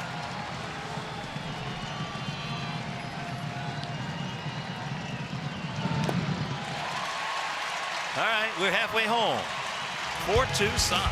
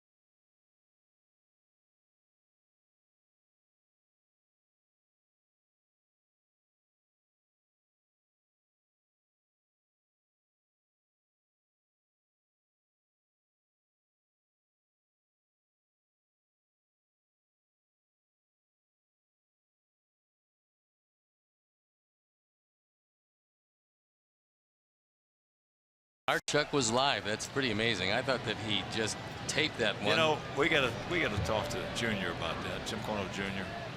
He is just working him too much. Oh yeah, terrible. I know it. Moncada with his 11th home was high and into right center field in the first pitch. So one pitch, one out. Matt Joyce is retired, but you know, everywhere, I don't know about you, everywhere that I go, like earlier today when we're on the road, everybody's asking about Moncada.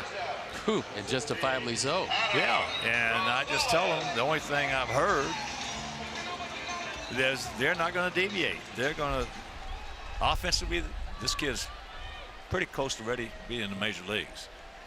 And his defense, they say, is trending upward. Yeah, he's improved there, which he had to do if he was going to stay at second base. And so apparently the defense has been good. We talked to some of the players who have come back at AAA and watched him play and said, yeah, he's becoming a very good glove man. Well, everybody we've talked to and has come up here said he's a real deal. He is that. Speed and power from both sides of the plate. Rosales with a big 2-out 2-run single in the second inning.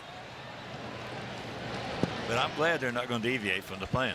They're going to make sure that he is ready in their minds, that they can say he is ready to play in the big leagues. Not, hey, he might be ready. He's the kind of talent. He's the kind of talent where when you bring him up, you want to bring him up, leave him in the lineup, and let him go the rest of the way, whenever that is.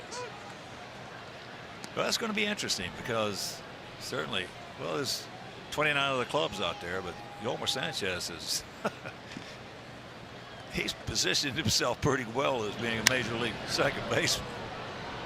High pop up. Watch out, that boy. So Rosales retired. That boy, Willie, take over. And a reminder, join the White Sox team by becoming a member of the free WhiteSox.com blacklist. So get the latest breaking news, see the latest video features, enjoy special ticket offers, and much, much more. Visit WhiteSox.com/blacklist to register today. Oakland only has 2 hits. Rosales had the last one, and since then 9 in a row retired by Carlos, who is, after a couple of walks in the second inning, he's gotten the release point back. Plus, you're missing more than just the ability with Carlos. You're missing an attitude. You're missing an element of competitiveness. As that's into right field. So another very quick 1-2-3 inning. And we're into the 6th, leading by 2.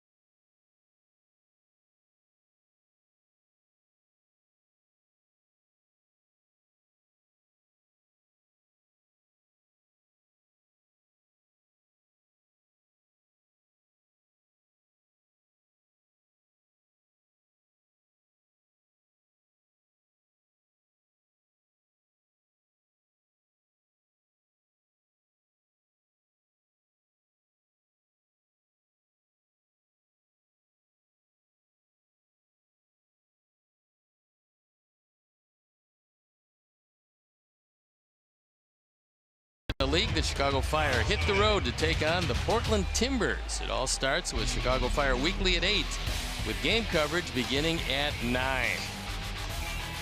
And we got a new pitcher coming in the ball game, and it is Liam Hendricks, who'd been up a couple of times, and now he takes the hill. So Cotton went 5, and there you look at Hendricks on for the 36th time, 3-1. Not a closer, 0 for 2 in save situations, and an ERA of 4.67.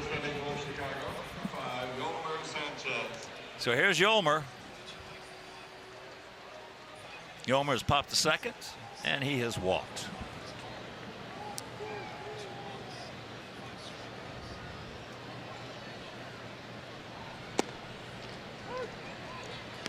So Cotton went 5, gave up the 4 runs. They're all earned on 7 hits with a couple of walks and 5 strikeouts. And the blister seemingly held together. Good job. 1-1 the count.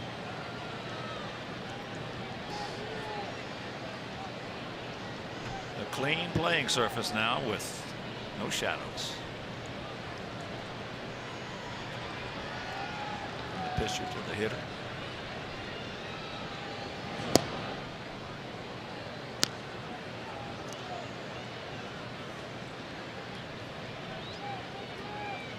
Gap out there in right center.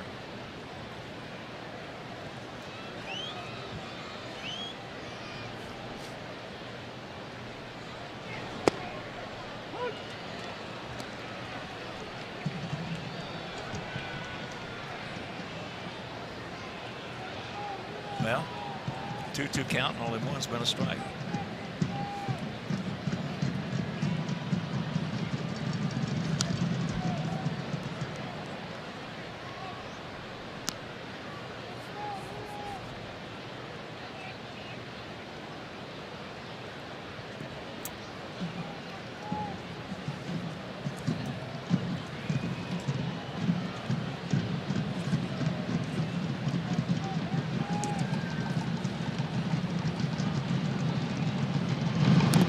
Just got a piece of it. Liam pitched for Australia in the 2009 World Baseball Classic. He was the youngest Australian player in the Classic.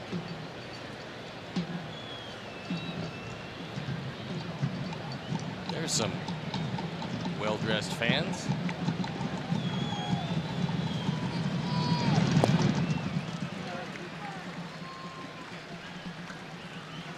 That's out number 1.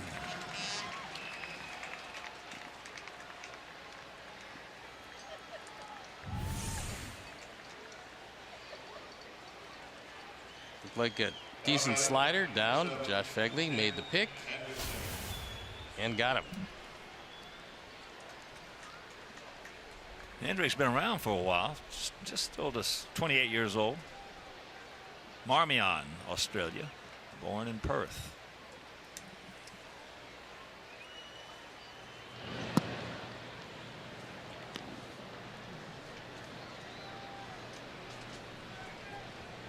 Talking with some people last night when we got in from Australia. There's a number of them in the hotel. And that ball hit hard right at him. Almost in his tracks. That's a hang woofle. 2 down. And they were talking about how baseball is not big down there, but it's growing. It is that. The World Baseball Classic has a lot to do with it. We've always had a few Australian players up in the major leagues. Now we'll probably see a lot more. Actually got a chance to broadcast their first team into the World Baseball Classic, and they were very excited about it. Players who made it. There's a shot base hit. That a boy. Cavi's now 1 for 3.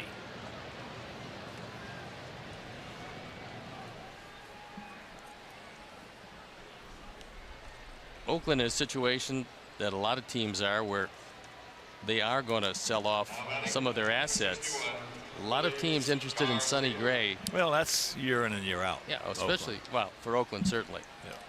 But Sonny Gray's a guy that has a lot of value if teams believe he can stay together, because he's had some injury problems the last couple of years. But there was nothing wrong with his arm or anything else when he threw against us in Chicago. Here's Willie.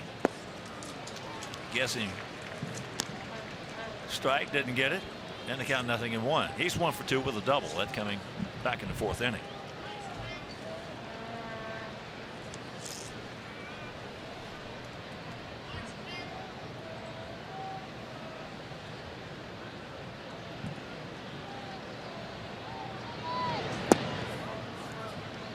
Hendricks started 16 games for Minnesota back in 2012. But probably starting a couple of years ago, he moved exclusively to the pen, having a great year with Toronto in 2015. 2.92 ERA and a full season of relief work, 58 appearances. Outfield spread out, Rajay deep out there. Oh, I know one thing. Back when they moved here in 1968, that was a pretty good ball club. 5 consecutive divisional titles, 3 consecutive world championships. And not the most talented team. But they could really catch the ball and throw the ball. And they could think. They didn't make mistakes. They didn't beat themselves. They came to the ballpark every day. Just going to play their game. Don't make any mental mistakes. You always, as long as you're behind points south, you're going to make some physical mistakes. But they didn't make mental mistakes, and they let you beat yourself. Here's a look at the success.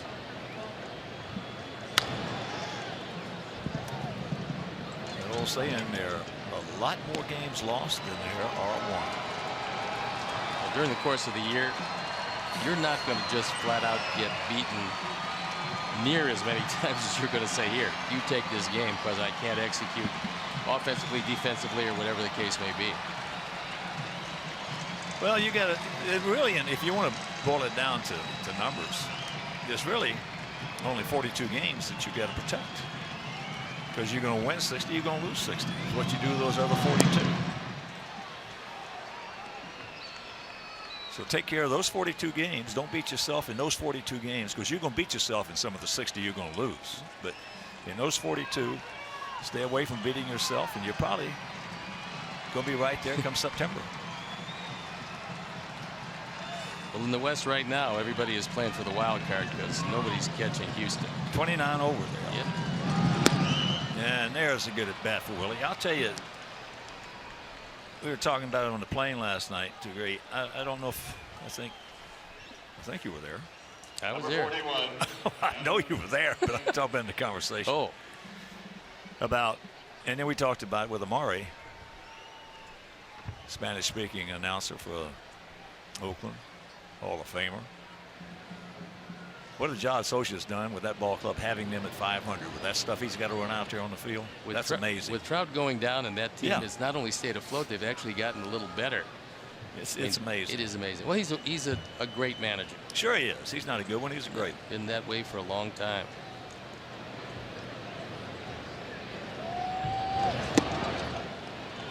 Adam checks it out. Strike. Adam has had a big at bat.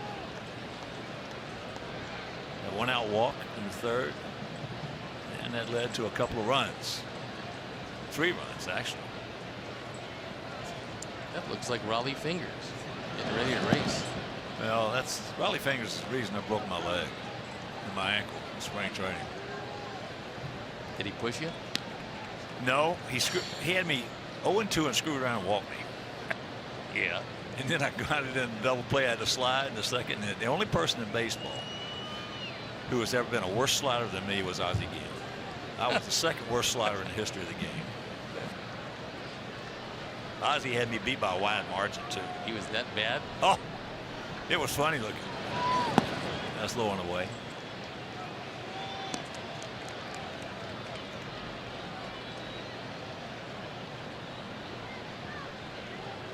Boy, Raleigh Fingers, he had great control, great slider, and threw harder than everybody gave him. He was about 6 inches quicker than everybody thought he was. Yeah, that slider was it was awesome. Unbelievably good. Yeah. Right here, Adam, 2-1. Good eye. Cabrera on deck.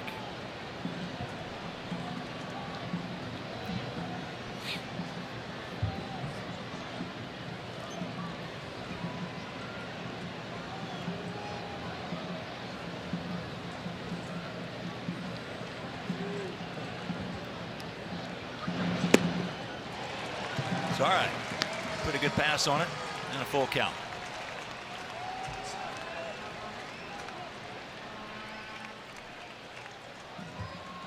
Make it be a strike.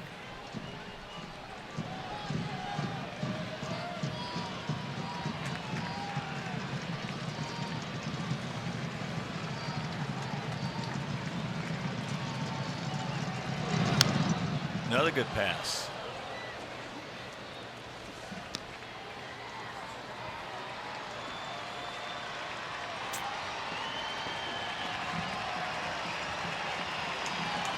I don't know. I never saw him play, but I'll guarantee Adam England, if he played football, he had to be a pretty good player.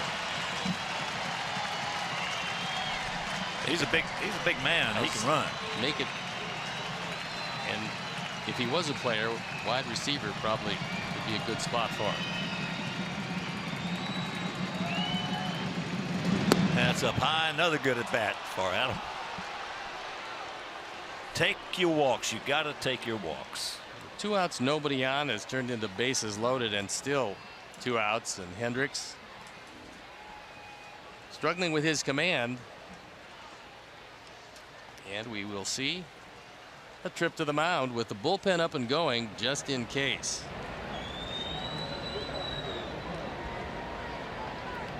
Scott Emerson. There's a good one. There's one of the better in the game right there. Bob Melvin.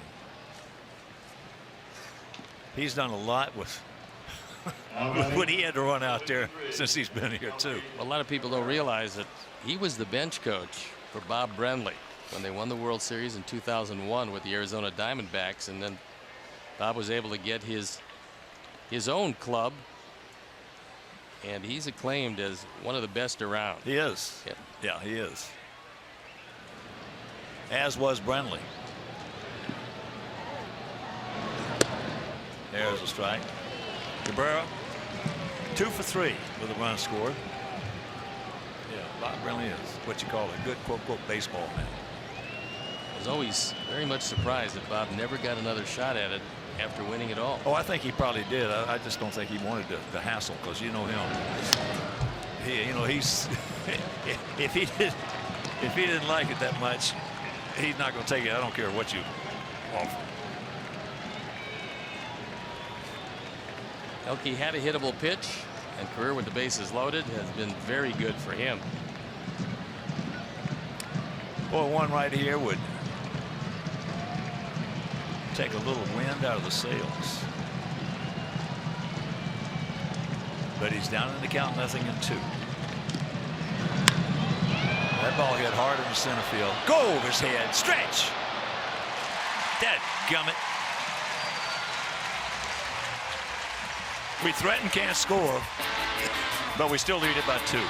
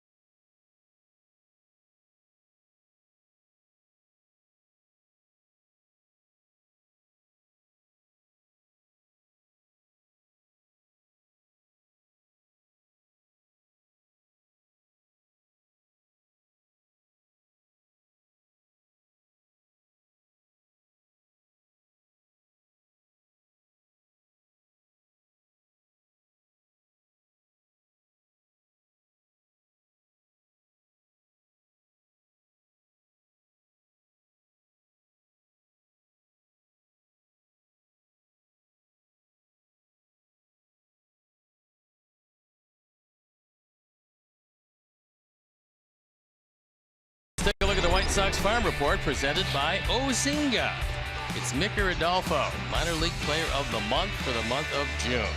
Hitting .267, but 8 home runs, 20 driven in, and 20 scored, along with 8 doubles, all done in 26 games. Micker Adolfo, another one of the talented youngsters in the White Sox system.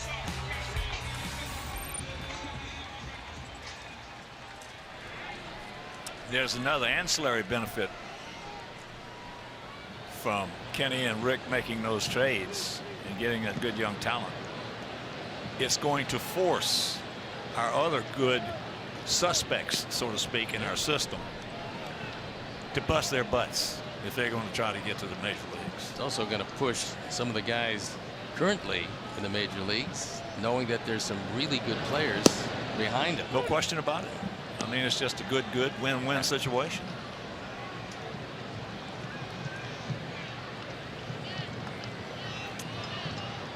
Two good guys.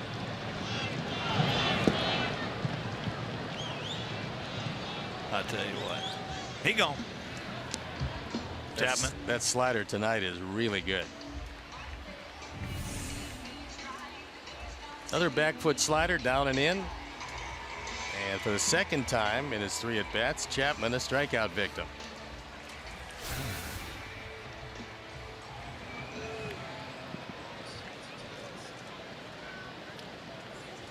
Here's Lowry. Now batting, Jim Lowry.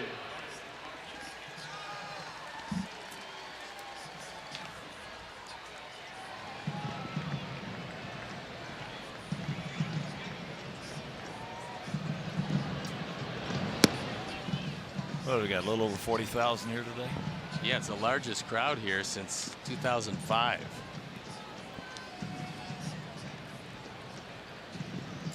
$40,019. That is a base hit in the hole. Lowry now 1 for 3, couple strikeouts in that single. That breaks a string of 11 in a row. Last hit was Rosales back in the second. Left fielder, number 2, Chris Davis.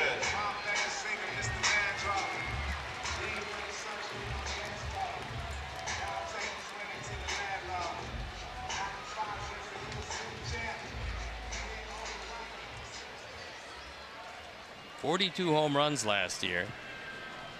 Drove in over 100. And the numbers very similar this year. Well, can't get that one. If you take into consideration those 42, there were more than just a few tapes in there. I mean, yeah, big boy home runs. He can hit them a long way. Yeah. 42 and 102. 102 runs driven in last year. Change up and the count 0-2.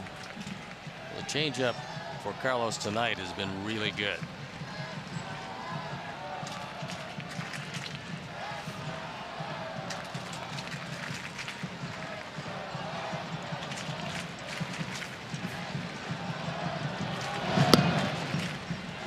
Little high.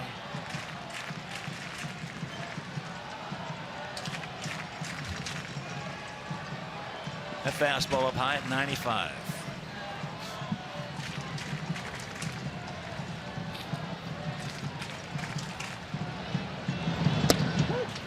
He gone. Yes. 2 down.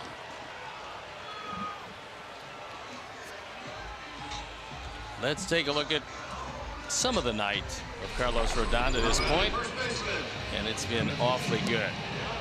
The slider's been terrific. Whether it's a right-hander or left-hander doesn't matter very much. He's had a little extra giddy up on that high fastball, but the straight change and the slider have been the pitches that differentiate last time out with this time out. He's thrown them in the zone. Got a great feel for it tonight.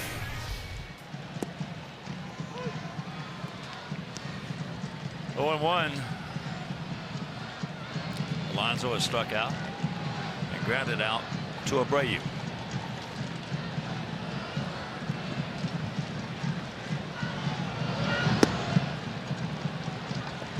Sure, Alonso very happy to make the All-Star team, as anyone would be. And the added benefit, it's in Miami, where he was raised. He's of Cuban descent. Folks moved here when he was 10, and he went to the University of Miami. There's a base hit.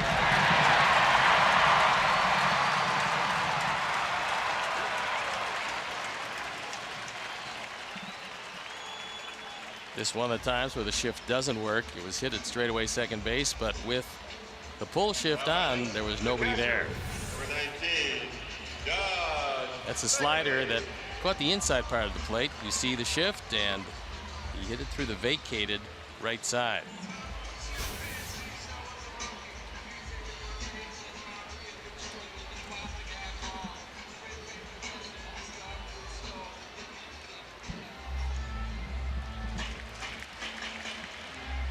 So here's Fagley, Josh. 1 for 2, a double and a run scored. Started off that 2-run second with a 2-out double.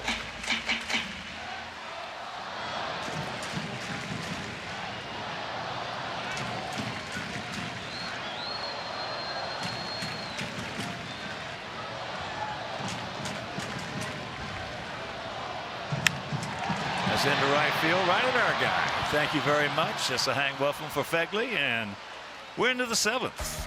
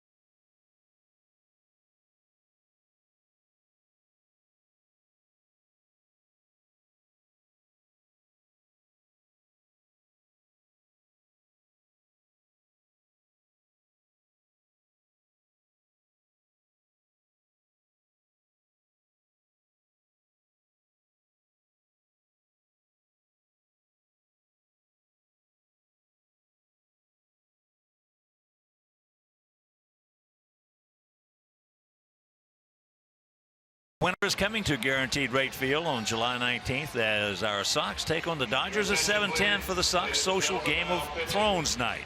Now you can purchase a special event package to receive a ticket to the game, as well as a limited edition bobblehead of Southpaw on the Iron Throne. Bobbleheads are limited, so visit whitesox.com/GOT to get yours today.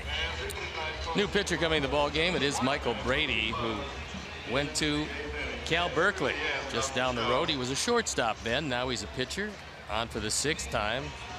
ERA at 4.32 with 8 strikeouts and 8 1/3. That's pretty good. So he comes on to try to keep it at a 2-run deficit, but he's got to face the heart of the order. Just part of the 40,000 plus here tonight. Yeah, that.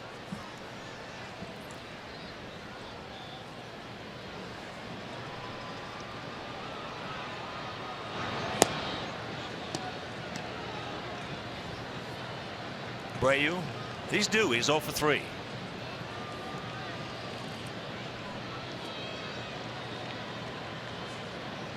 Now fielder deep in center, normal in right and left. 2-0.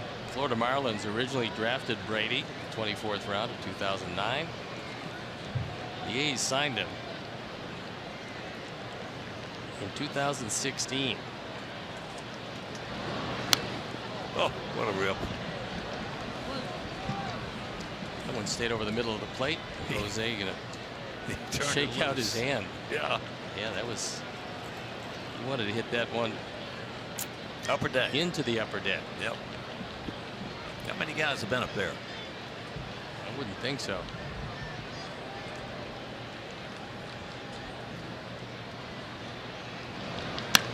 There's a bullet back through the middle. So a good way to start.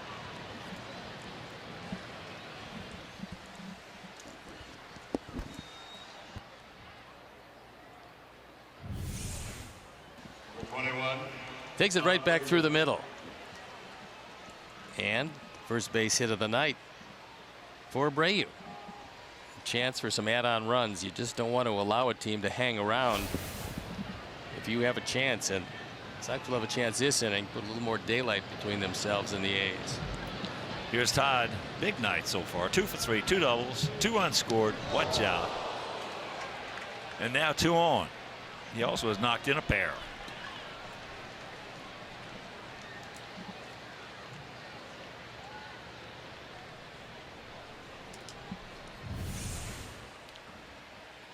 He wanted to get this fastball inside. He did. That got him. Yeah, that got him on the back of the tricep. That's gonna sting a bit. You're looking at one tough man right there.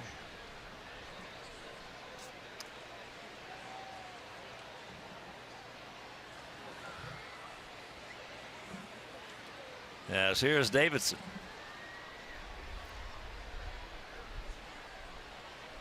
He had a 2-out RBI single. Check that. Double in the 3rd inning.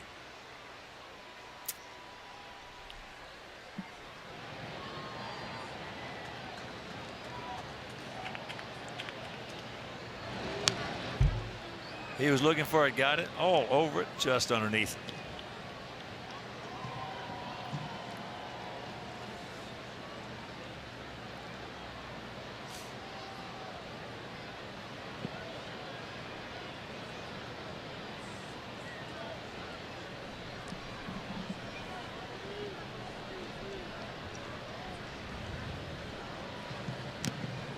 And very quickly 0-2.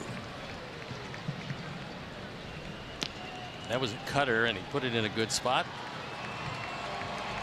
Not much contact.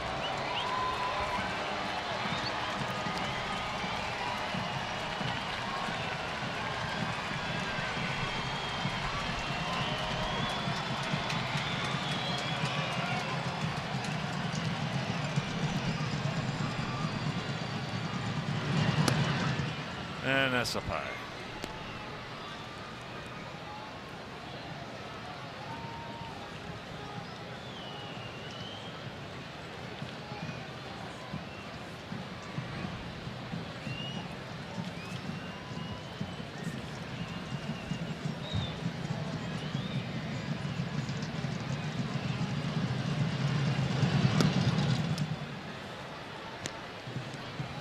Well, we talked about it a lot. Yeah. It's one thing that Matt's got to learn how to lay off the high fastball. That's a tough pitch for anybody to handle. Yes, it is.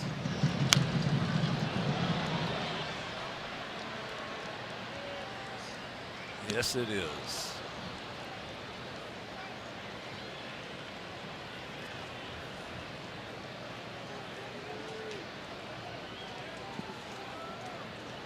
Not the inability to handle a high fastball is running a lot of guys out of the big leagues.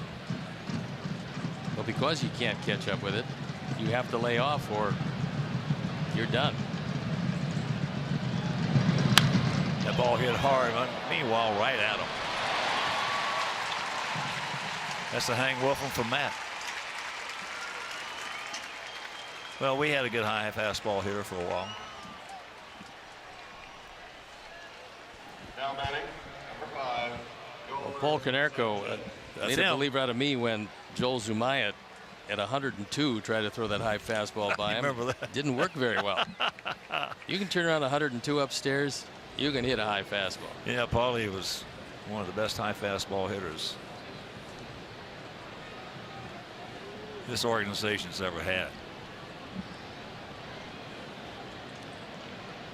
I didn't play against him, but he was a coach of mine in Kansas City. And I talked to other players who did play against him who could hit that high fastball. And that was old aches and pains. Luke Appling? Luke Appling.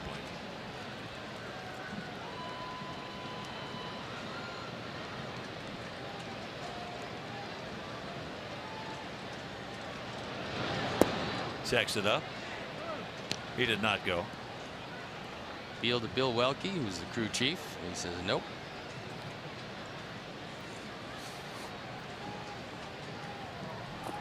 Come on, Yolmer. We need you again. Right here, buddy. 1 out, 2 on.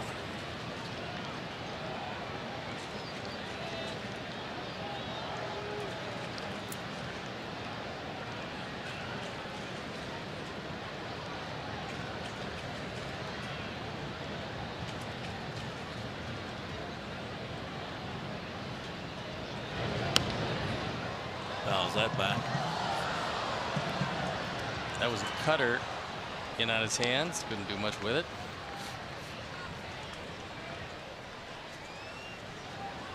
Seems funny looking at this from the center field camera shot, looking behind home plate and that guy and not seeing a yellow M&M jacket. It's a long flight for George Jacobs.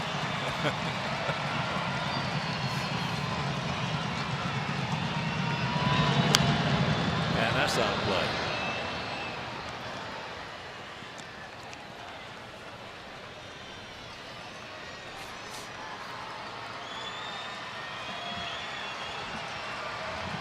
Count hangs at 1-2.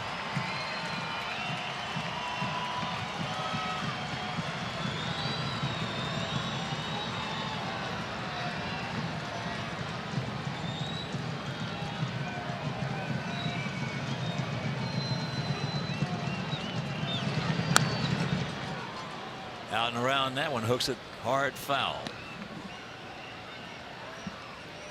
First of 3 here in Oakland, and an off day on Thursday, Friday, Saturday, and Sunday against the tough Colorado Rockies.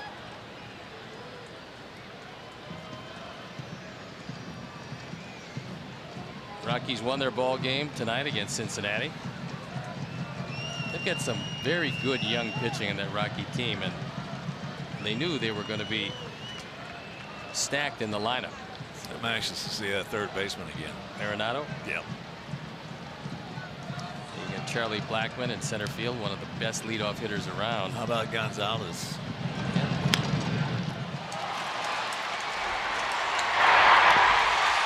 And they turn it. So we have a threat. Meanwhile, 7th inning stretch. Sox still lead it by 2.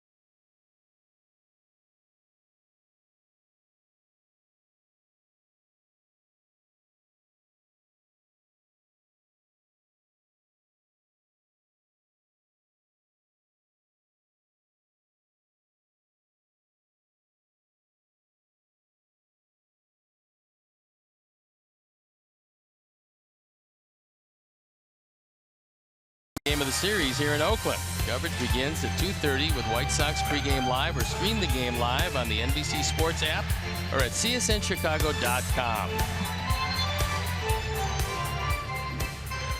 And tomorrow afternoon, we'll look at who's going to battle against one another, and it's James Shields and Daniel Gossett. We saw Gossett in Chicago. He threw pretty well, and James was very good last time out. So it should be a good matchup in an afternoon game on the 4th of July. Home half of the 7th inning. Carlos Rodon in just his second start. He's out there. Bottom of the 7th. He's out there, and the bullpen is up and going. So if he has some problems, Rick Renteria is going to go to that pen. It's the bottom part of the order. Barreto, Joyce, and Rosales. Well, he's had really, through his first 6, not a whole bunch of stressful pitches. No, he had a tough, well, it was 2 out, nobody on in the second inning, and had a tough time getting through it, as Anthony Swarzak, who's been throwing it very well recently, ready to go in the pen if he needs some help.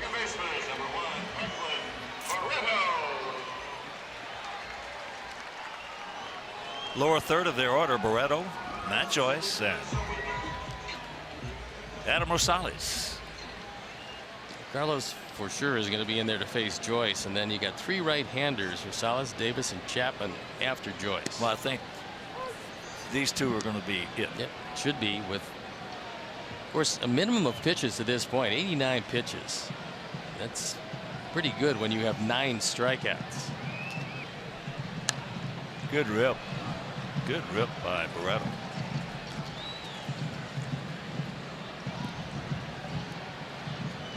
Barreto sprayed the ball over in Chicago and loved high fastballs. Those were the pitches he drove into right and right center field. Well, it's his high. He's got to like it. It's true. He doesn't like that one, though. Change up. He'll grab some pinch for out. Number 1. That's double digits. 10 strikeouts for Carlos, who's come back from his first outing with really good stuff.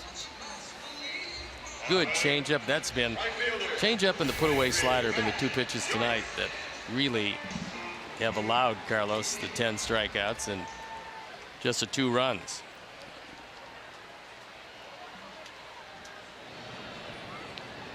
So here's Joyce, a walk and a fly out to center.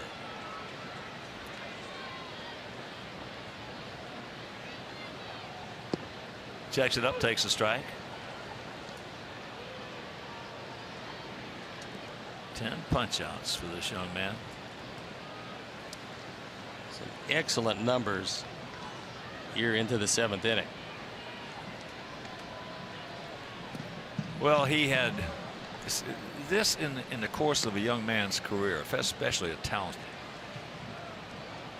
For all our good young left-handers going back a few years, they had to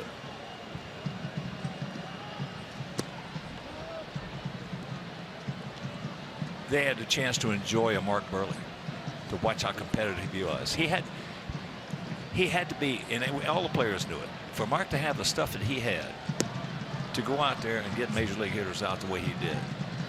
That showed you how competitive he had to be. Now, he had Chris Sale, Carlos, for a little while. That's such a big advantage. It's the same thing for young hitters. For the guys who played, like in Detroit, with Miguel Cabrera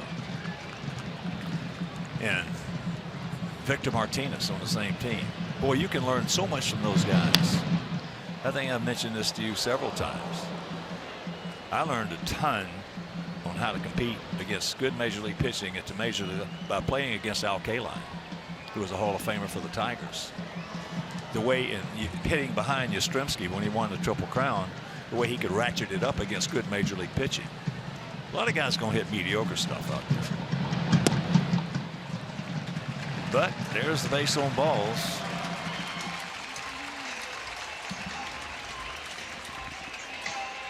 And so far, nobody coming out of the dugout. There's a slider inside corner, and he didn't get the pitch. So get your concentration back and go get Oakland's own Anna Rosales. 2-run single back in the second inning.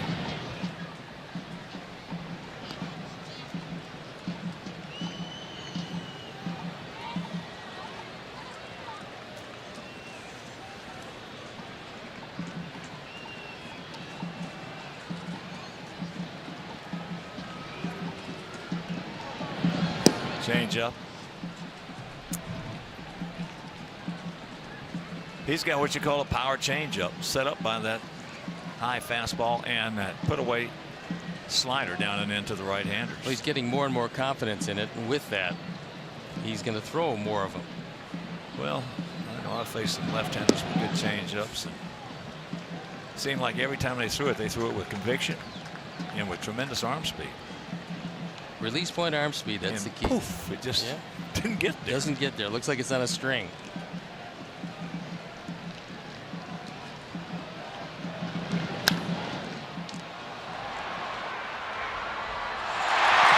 Safe. Tried to do too much and ball hit that slow. That's more of a mental mistake. That right is a there. mental mistake. It is a fielder's choice E4, and Gilmer doesn't make too many mistakes, but that was one because he got no chance to get a double play. None. So instead of grabbing the baseball and worrying about the throw after you get the force out, a little too quick on the exchange, and Ricky Renteria going to the mound. That's going to be it for Carlos, who did a great job. That was a tremendous outing for our young southpaw. So he'll depart, and we'll be back.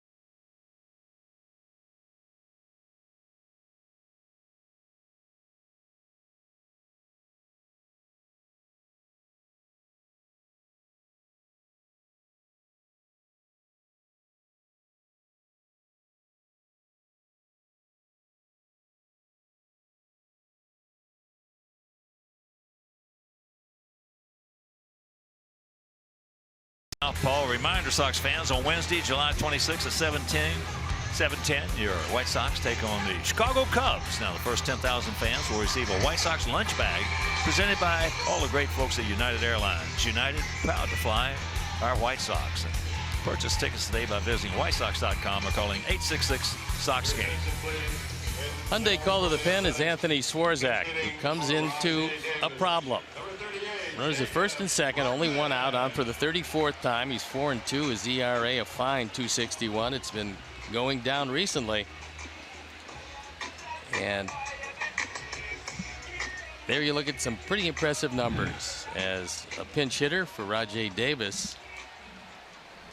We saw him starting in center field. Brugman comes on a hit. Brugman at 219, a homer, 6 knocked in.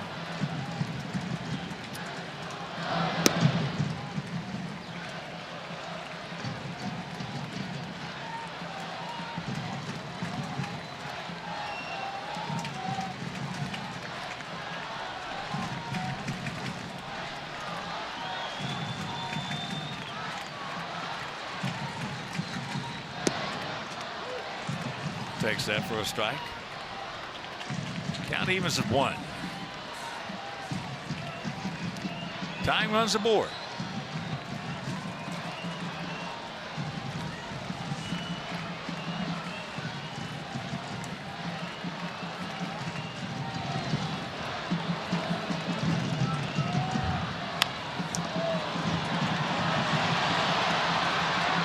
Nice, got him.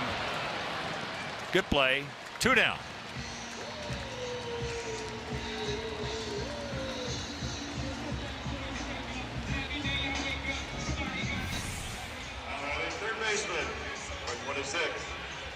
Tim looking at third for a second before going to first base.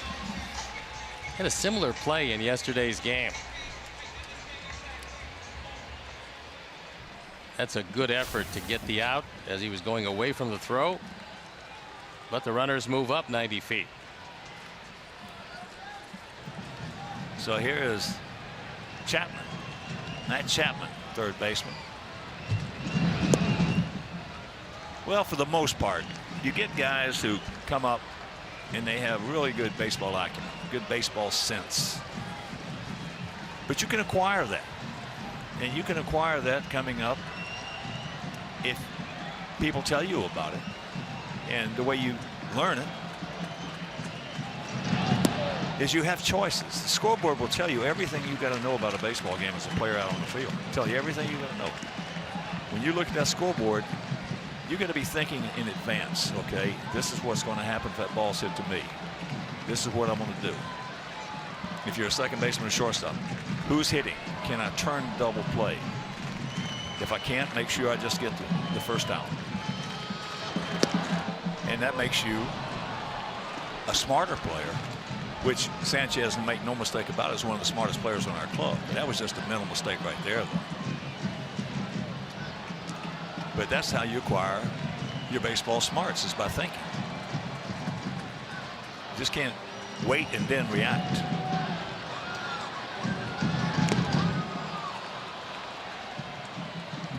Two and two. If Anthony can get a slider in a good spot, which would be anywhere from ankle to knee, low and away, he will strike out Chapman. Hard high, slow low. And nothing in between.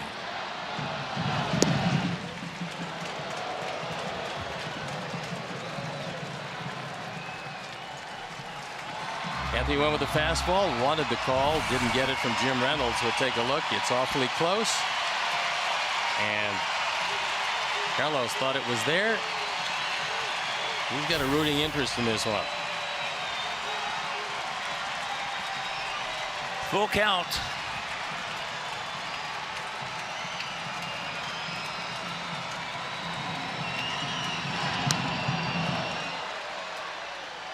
As a rule, when we have had a guy struck out and didn't get the call, as a rule, over 50% of the time, that guy has jumped up and bit us. Yep. Well, you got first base open. Not that you want to walk a rookie to get to a veteran in Lowry.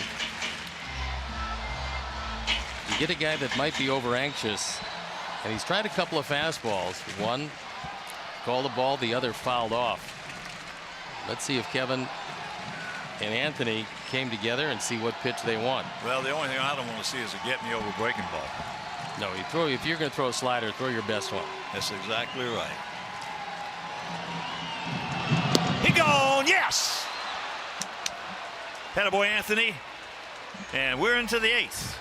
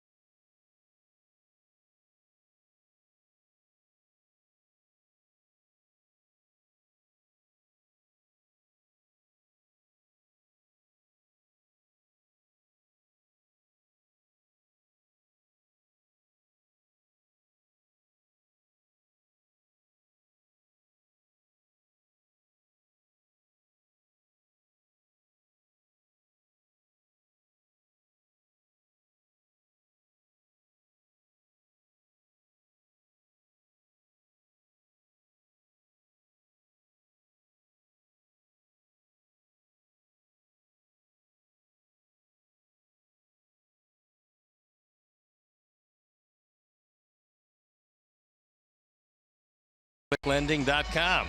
eClick is located in Chicagoland, is rated A+ by the Better Business Bureau. eClick Lending. Boom, your mortgage just happened.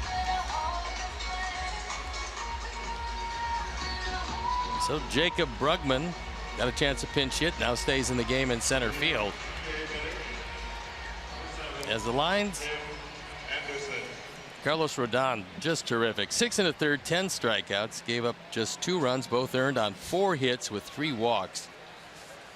And any doubt that he would come back 100% will be put to rest with this performance, because he had excellent stuff tonight.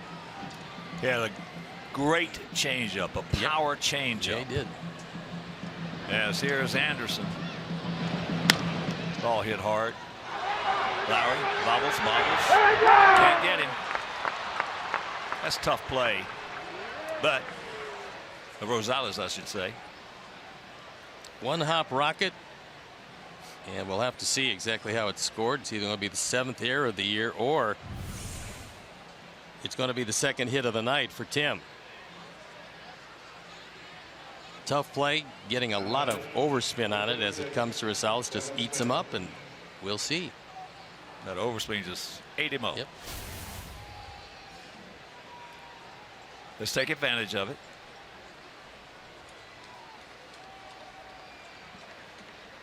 They have not ruled as of yet. And here is Kevin.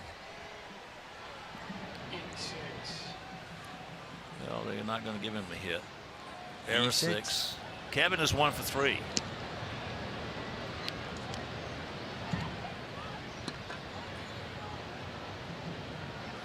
That's a tough call for the official score. That's a very tough play to make. I know everybody says, well, it was right at him. I give him a base hit. He comes with a lot of spin. And it's a man with very good speed to lead off an inning.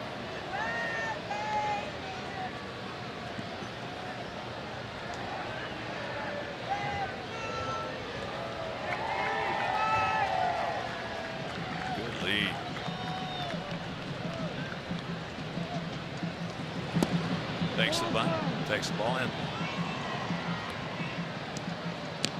Before the game and during the 7th inning stretch, there was a young lady named Michelle Doodle, who's a sergeant in the United States Air Force. She sang our national anthem and God Bless America, and I'll tell you what a tremendous job she did. What a tremendous voice. Well, we heard her before the game practicing.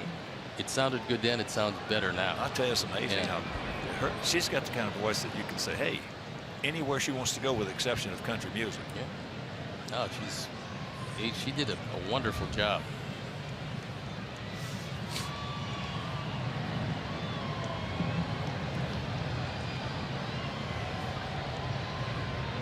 Outfield deep in center. Here's Brugman. They're spread out. And that bunt's going to be chopped foul. The way Kevin's been swinging it lately, he's a very good man for a hit and run, because he's been taking the ball to the right side with authority.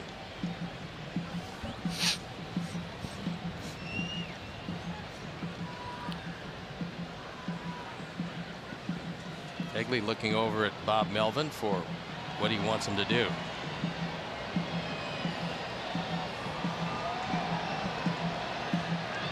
There he goes. So the run and bunt.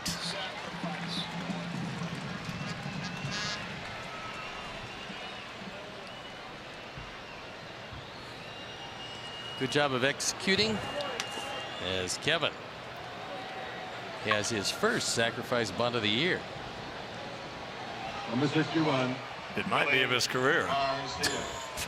If it's not, you're not going to have too many of them. No. So here's Willie. Willie 1 for 2, a double, a grounder to third, and also a base on balls.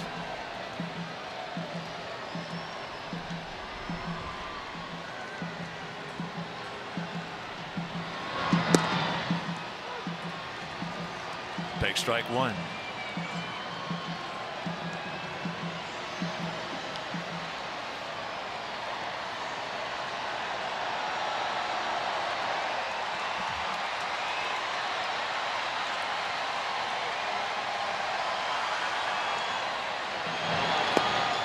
That's thrown away, and we have not heard yet on David Robertson and his wife on the birth of their second child, the little brother or little sister to Luke.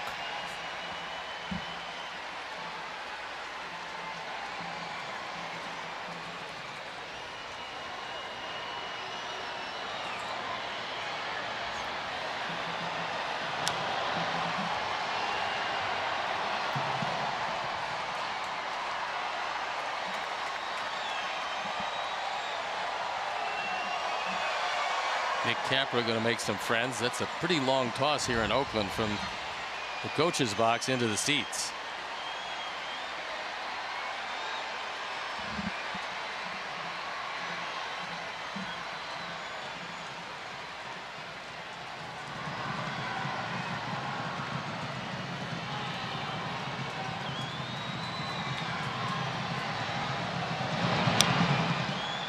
Out and around that one.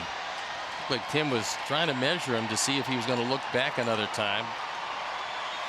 He started to get a jump and then thought better of it. You're going to go after a stolen base, and best time to do it is when you're representing the second out. Because getting to third base with one out sets up a sacrifice fly at the very least.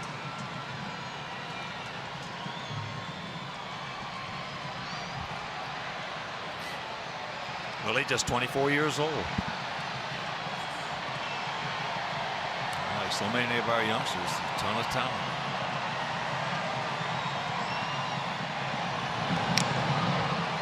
Big power. Runs good. Throws extremely well.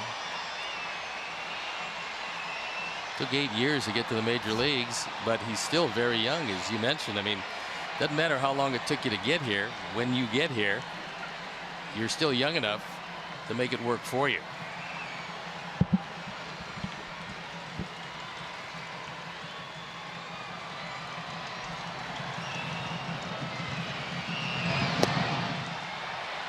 Good eye, good take.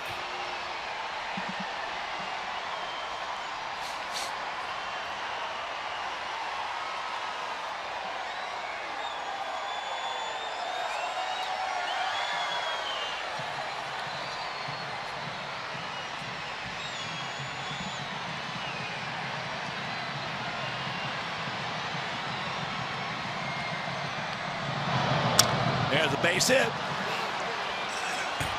He made a mistake, and Willie made him pay with this double, and it's a 5-2 Sox lead. Attaboy, Willie. Yes. Second double of the night. He drives in his 9th run, so he's 2 for 3 with a walk. A big night for Willie Garcia, and that is a huge run.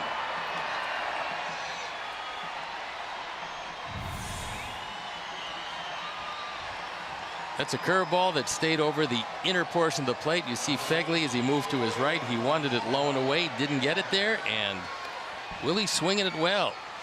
He's lucky that ball, O'Brady, did not go out of the ballpark. Yes, he is. Only 330 line drives go out that way. Don't stop now, boys, as here's Adam.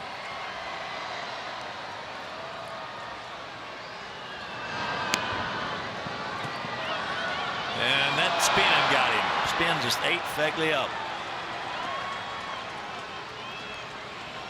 That time you would think E2. But we'll see how this is scored.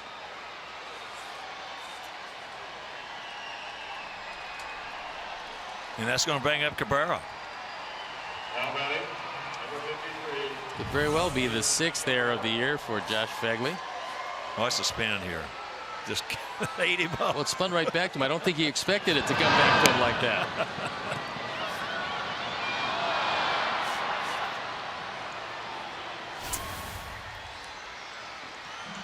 So runners at the corners with 1 out. I love the bunt. I'll tell you, bunt can cause so much, especially if the pitcher has got. It's not in this case where they're going to give him a base hit. The spin just ate him up. But if you, when you bunt, you get to have to get the pitcher involved in that thing. That, for the most part, it's a great play for you. Yeah.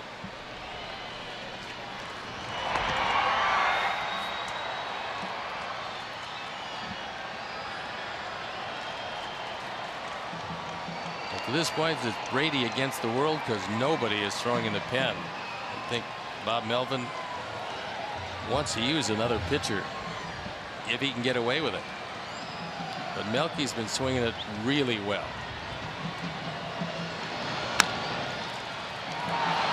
Over the glove. So here comes Willie. He'll score.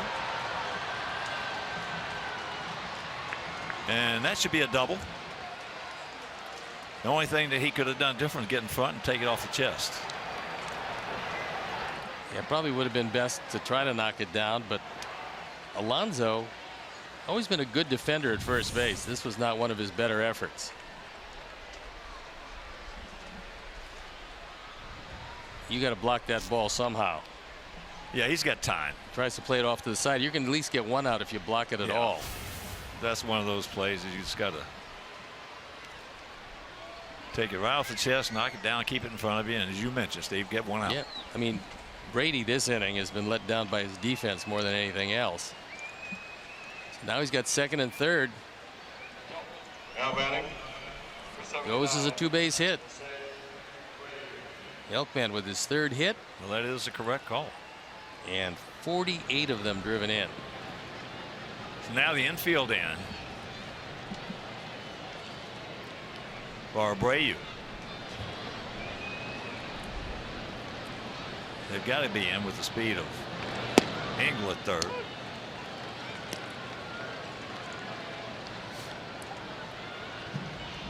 One the count. Jose 1 for 4, led off last inning with a bullet. I mean a rocket right back through the middle.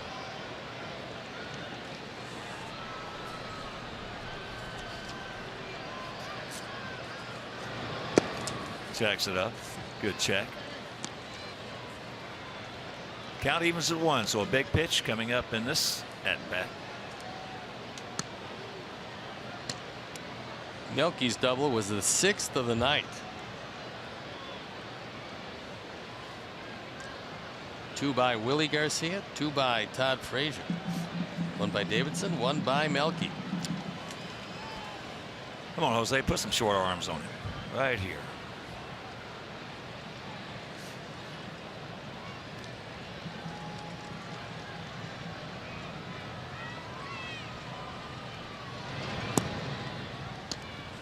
And that big pitch goes Abreu's way. 2-1.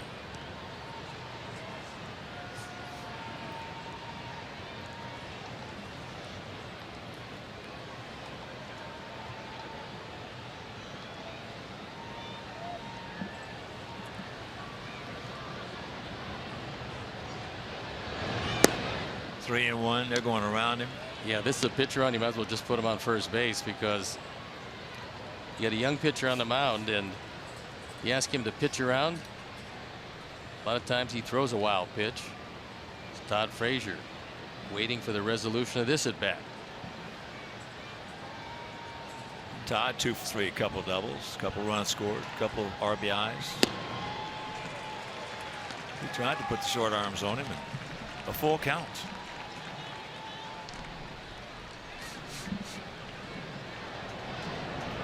John Axford listening in the pen. Former closer for a few different teams.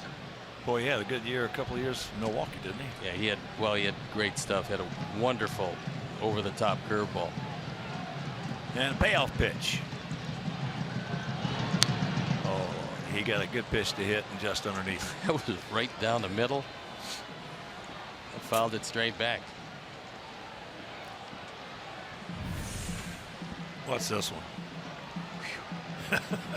Tea time. Like to get that one again.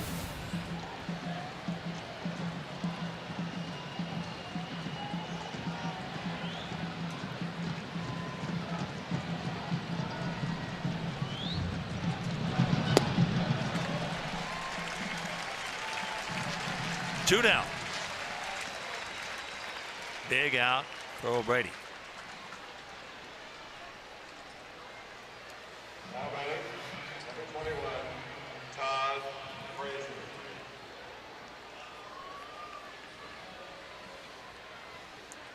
So Todd, that double leading off the second, scored. 2-out double in the third inning, knocking in a pair. He also was hit by a pitch. Checks it up. Takes one up in the zone, but it's 1-0.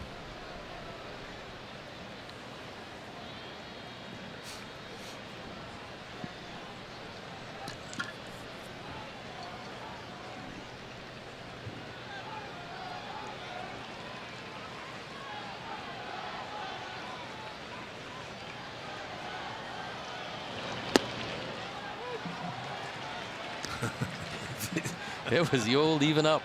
Yeah. First one better than the second one. It's 1-1, which is going to be anyway. Oh,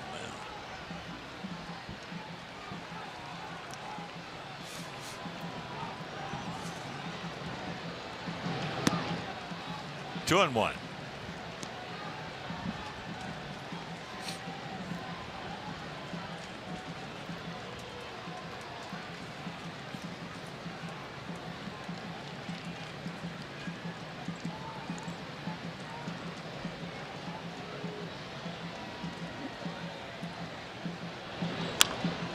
That's into left field.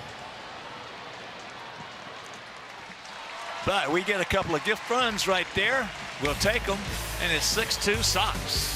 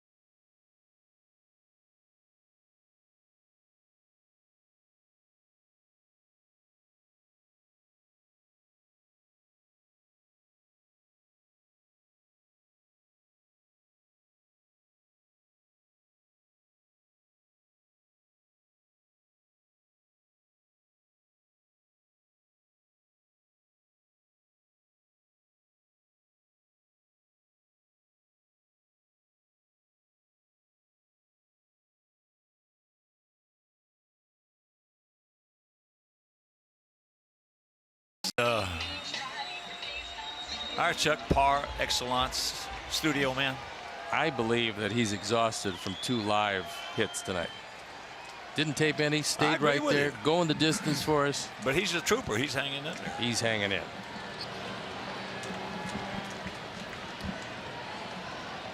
That's the story. 6-2 good guys.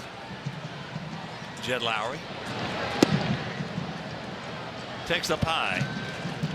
Lowry has 2 strikeouts and a single.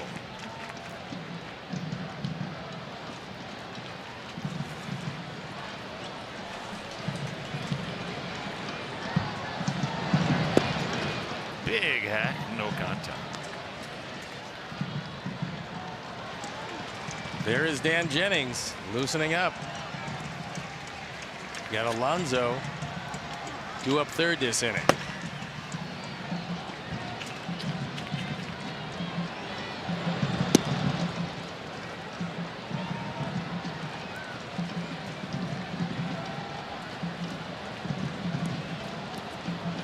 Lowry out of Stanford.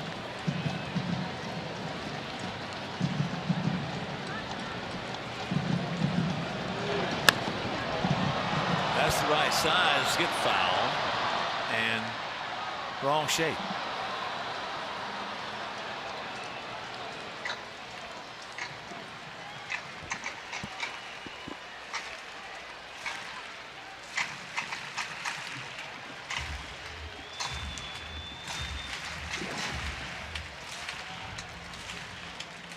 You know, when you're talking about college baseball programs, there's some really good ones. You got LSU, Mississippi State, you know, of course, Arizona State, Oregon State, Florida State, Oregon.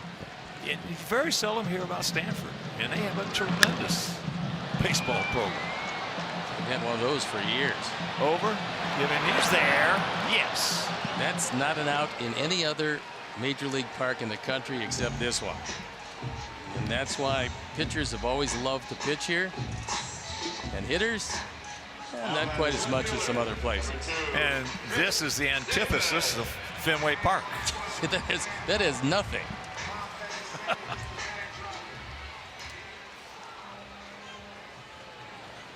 Very little of any foul territory at Fenway, but I remember a game, I think it was against the White Sox, Tony, in '67. Yes, Chris Davis can't get it. Every game going down the stretch was huge in that 4-team race, you know, with Detroit, Minnesota, Boston, and our Sox. And I remember a game there. It was probably with 2 or 3 weeks to go in the season. There were a couple guys on,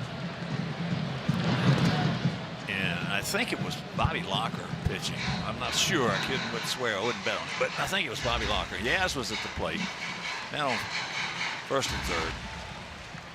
Yaz hit a high pop-up that went back like just 2 rows. Anywhere else in the league, it's an out. Next pitch, he hit it about 15 rows over that bullpen out there in right field. One of the advantages of Fenway Park. Yeah, it's an out anywhere else, and poof, that won the ball game for us.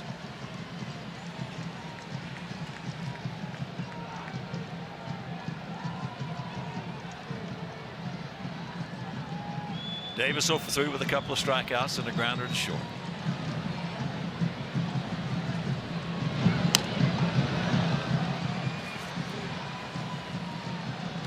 We're seeing more and more guys who are not real big guys hitting a lot of home runs, hitting tremendous home runs. We're seeing the same thing every sport. We're seeing golf guys. Well, guys hit 145, 155 pounds hitting at 350. Difference. I mean, one of the differences Major League Baseball this era has passed is no stigma for the strikeout anymore. So guys are just airing it out. Davis has fanned 110 times already. He gone. Make it 111. 111. Beer frame. 2 down.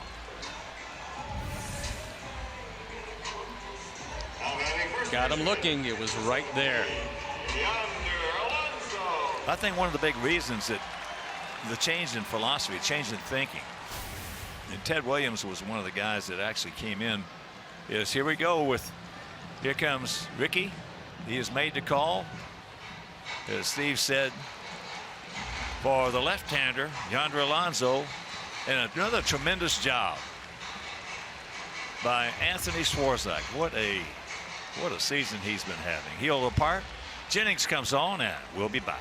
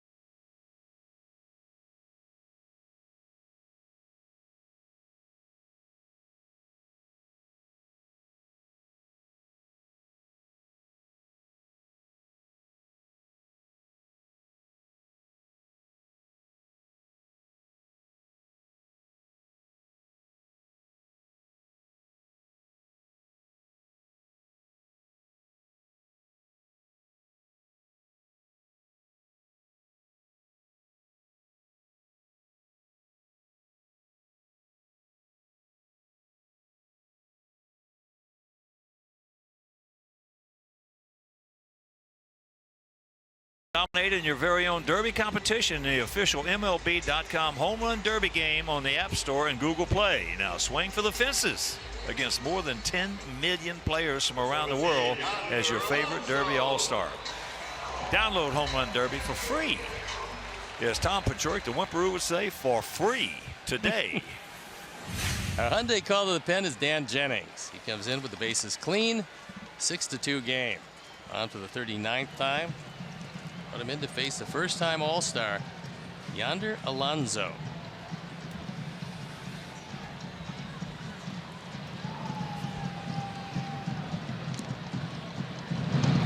But to finish up on that changing of the thought process and the approach, Ted Williams was one of the first guys to recognize the fact that it's not strength as much as it is speed that creates power. Because a lot of guys who are very strong have a tendency to push the bat rather than pull it. Little guys today have, over the course of years, that's into left field. Cabrera, a long way to go. Can't get there. They're learning that they can pull the bat. The swing is a lot faster than it is by pushing it. And that's the difference now. It's not the strength, it's the speed that creates, just like in golf. It's the speed that creates the guys who can hit at 350 at 155, 160 pounds.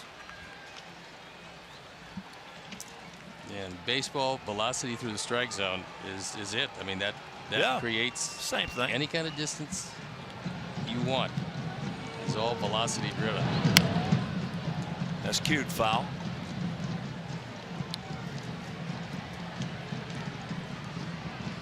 Looks like Alonso broke his bat, so he'll get another. Alonso's 1 for 3. He had a single back in the 6th inning. 6-12-1 for our guys. 2-4 and a big 2, and that even doesn't tell the story. The 2 for Oakland. It's not been an artistic success for Oakland. No, this is a game very similar to the one that was yesterday. Yeah, on the other side of the equation. Yeah.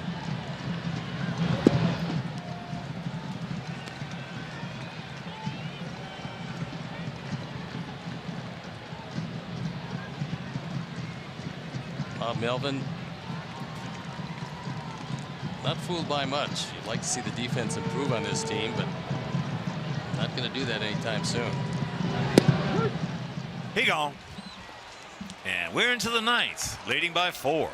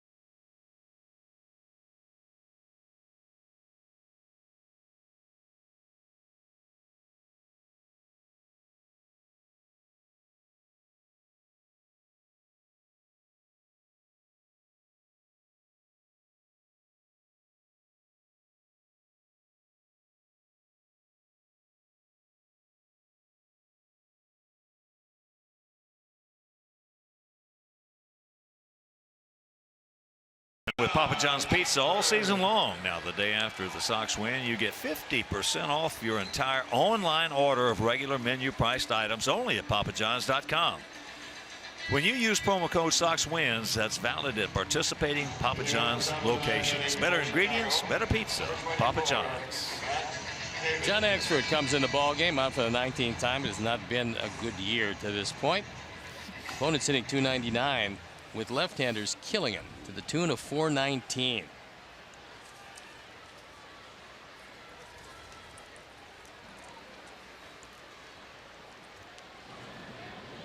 Axford, 34 years old, 6'5", 220 pounds, out of Simcoe, Ontario.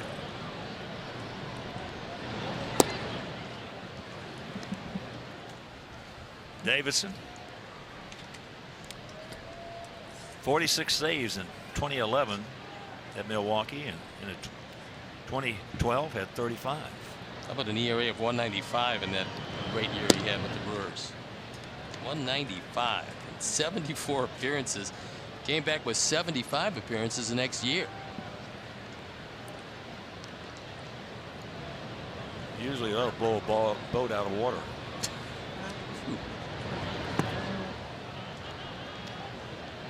Three and 0. Milwaukee, St. Louis, Cleveland, Pittsburgh, Colorado, and now Oakland. He had 25 saves with Colorado in 2015. Safe to say he's been a good one.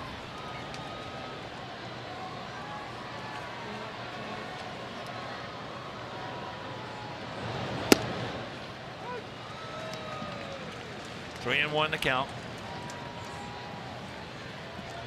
You're just tuning in. We scored 1 in the second. They scored 2 in the second. We scored 3 in the third.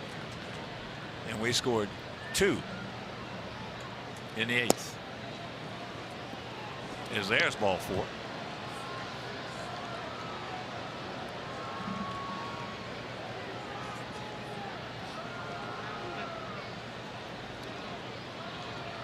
Now batting, number 5, Yolmer Sanchez. Yolmer's 0 for 3. Ellen Hansen has come on to pinch run for Matt Davidson.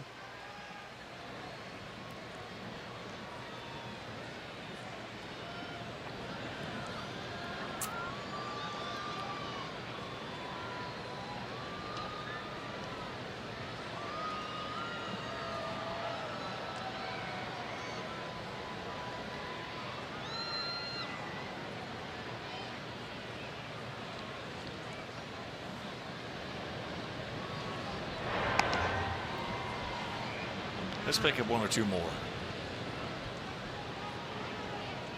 That's a state of mind. That's a habit.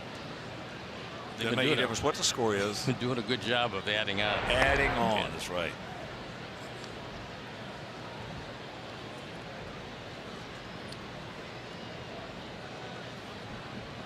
It's being ready when you step into that box and having a plan.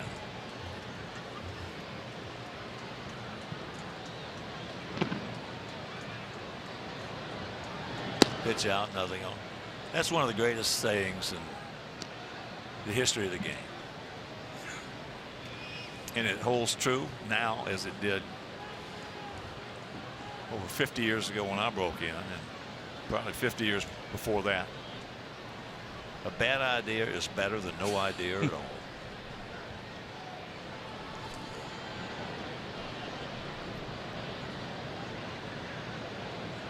There he goes.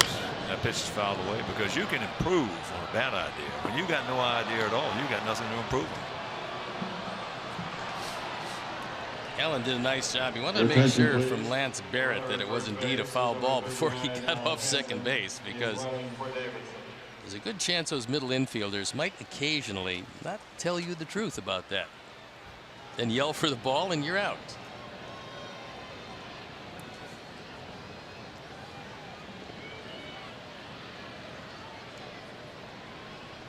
Well, what's exactly. worse is when you've been struggling very, very much, and all of a sudden, as here's a 1-1 pitch. All of a sudden, you get yourself a double, and you've been 0 for 15 or 16, and you get on second base, and you're so happy. All of a sudden, the second baseman comes over and says, "Nice hit, Hawk." Let me get that bag cleaned off. Clean up. He puts a tag the old on you. clean off the bag trick. Horace Clark did that to me in Yankee Stadium. That'll happen on occasion. I chased him halfway to the dugout. Good thing for him he was faster than I was. Well, now's a good chance to break out the hit and run again. 2-1 is normally the count. Yeah, that's that's a good count. Because you just don't see pitch outs at 2-1.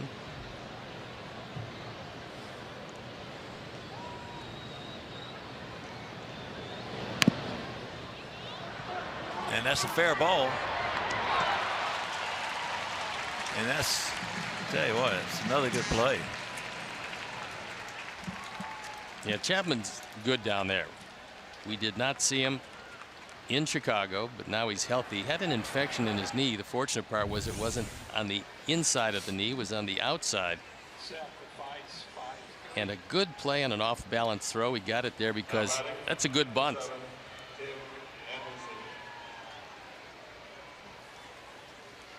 So here's Anderson. Chapman's had a good night defensively. Not so much swinging the bat. He knocked in that run back in the second inning. 2-out single. And then a bunt. Chapman made a good play on him. He went out to center and reached on an arrow.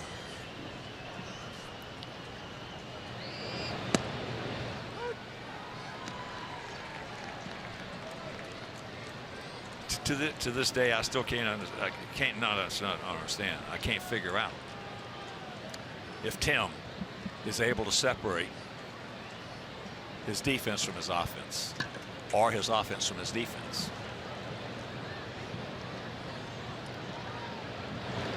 Well, the thing that seemingly should be a natural occurrence with a young player really isn't. They have a hard time with that. They have to learn how to compartmentalize, and usually it takes a while. Yeah, well, that's why it's hard. Yeah. I can't figure out which one it is, or if it is an issue.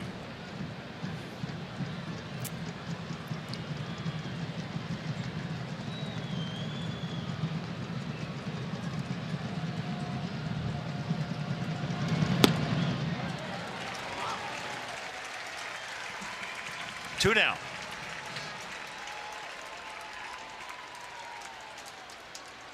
Some guys you can, sometimes, as you say, most of the time it takes a while, but sometimes you can figure it out pretty quick. You can see it. And then when you get a real good talent, like Timmy is a real good talent. Yes, he is. So you take a guy like him, it takes a little longer to figure out which one is which, the chicken or the egg. He spent the majority of growing up as a premier basketball player. He was kind of late to the game of baseball. I just heard that yesterday. I didn't know that. Bob Grimm told me yesterday he was an outstanding basketball player. In fact, most of his life he was a better basketball player than a baseball player. Obviously loved baseball. It worked out very well for him. But when that happens, certain things for lifelong baseball players that you take for granted, they're not quite as simple when you're late to the game.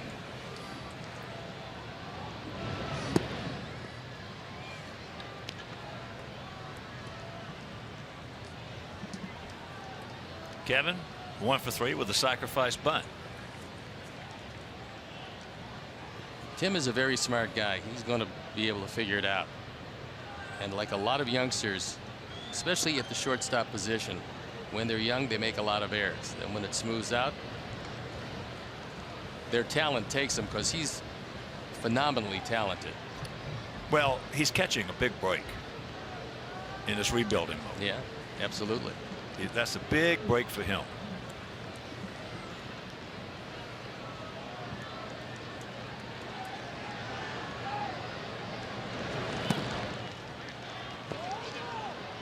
Bagley very quickly recovers.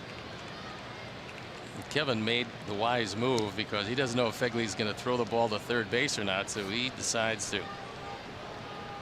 get as low as he can in the batter's box, making sure he doesn't catch one in the ear.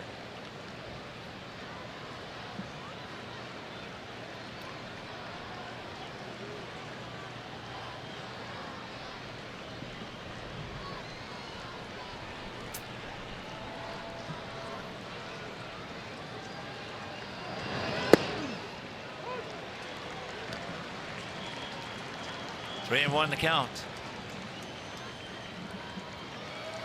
First of a 3-game set. First of a 7-day, 6-game road trip. 3 here, off day, and then spend that off day in Denver where we take on the Rockies over the weekend.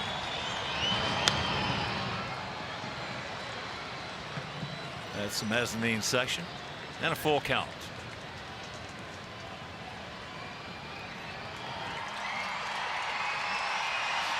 There is the upcoming schedule, and it's 2 more here before the off day, and heading to Denver to take on the Rockies in a ballpark that has been offensive since they opened the doors.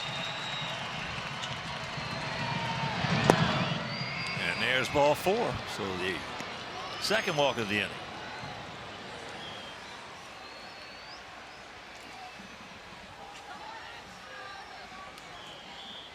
Yeah, wonderful, wonderful place Now batting to hit in. 61, Willie Garcia. And they've got a very potent lineup that's got all-stars up and down the lineup. Here's Willie. He's had a good evening. 2 for 3, 2 doubles, 1 RBI, 1 run scored, and 1 nice catch in right field. Outfield straight up, spread out about equidistant. Takes first pitch strike.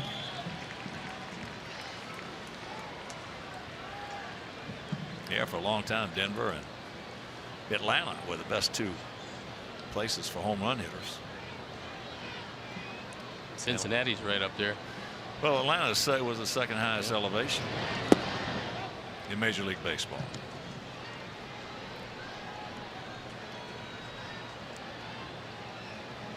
I'll tell you, there were a couple of balls hit at our park in that Texas series. I thought were just routine fly balls, and they just didn't come down. Well, it was. Andrus hit that one. It was really windy too. So most of the time, in fact, the entire series, seemingly everything was blowing toward the left field corner. Anything up in the air in left field was going out of the park. I think Andrus was the most surprised man in the world that that ball left. I think Derek was too. Yeah, I was watching it when that ball left the bat. Yes, It did. you know, Melky went by. It just kept going.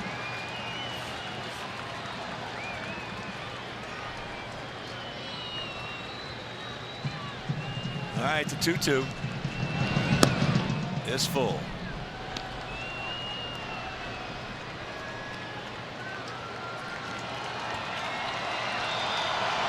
Two on, 2 out. Adam Engel on deck.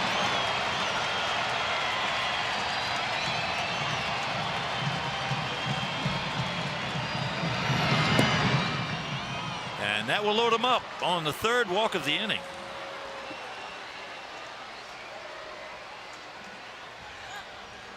I tell you, the more you see of Willie Garcia, the more you like it. Now batting number 41, Adam. Had a good night tonight. Been on 4 times as Emerson comes out to have yet another word on the mound. He's probably going to suggest to Axford that he gets the ball over the plate.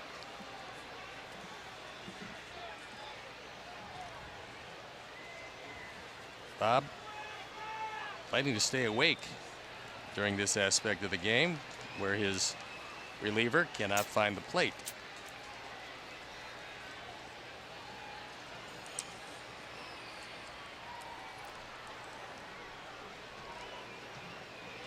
Adams 1 for 3, a couple of walks, a run scored, and an RBI.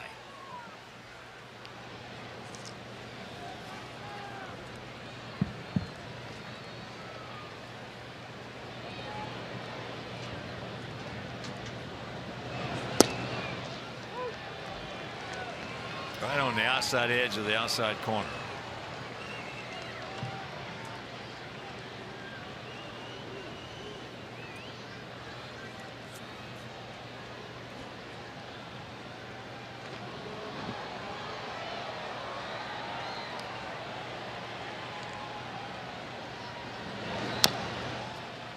very quickly. Nothing into the count.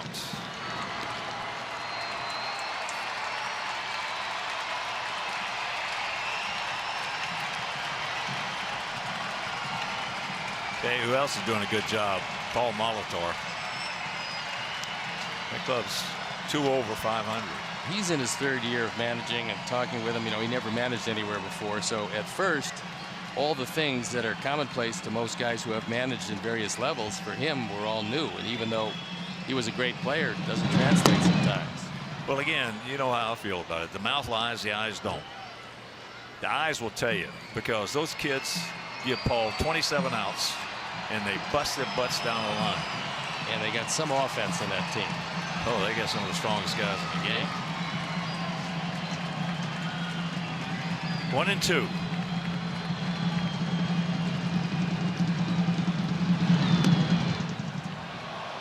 Looked like Reynolds started to come up with it.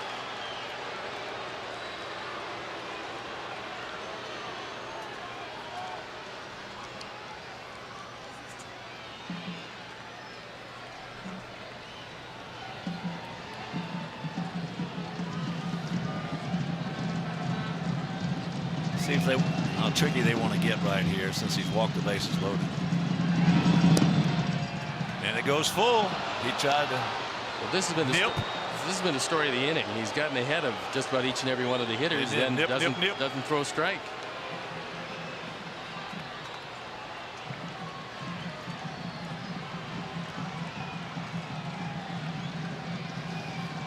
Payoff pitch.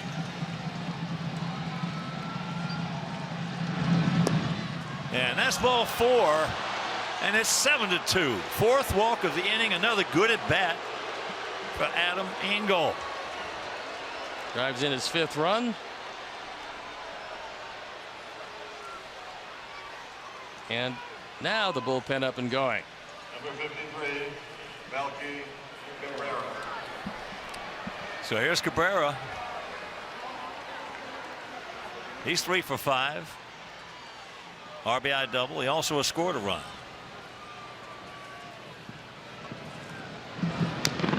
Then he didn't miss a grand slam by too far. Back in the 6th inning. I think he had an idea that ball was out of here.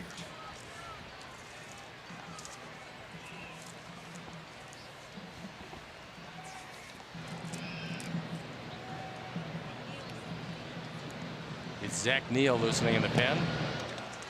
Once again, Axford goes 0-2.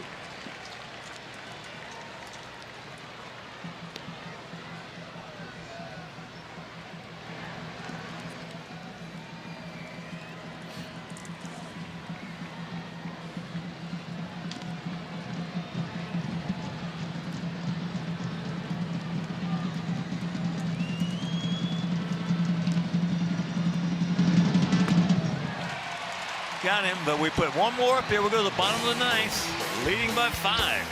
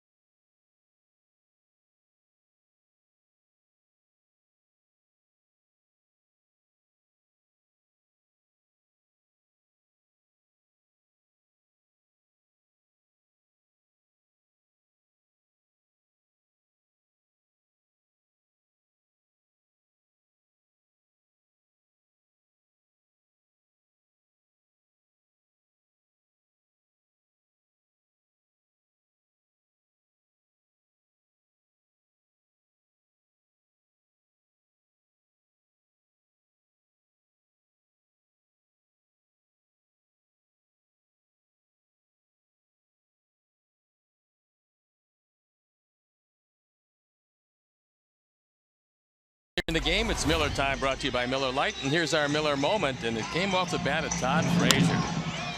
His second of 2 doubles. Put the Sox on top, a lead they've never relinquished.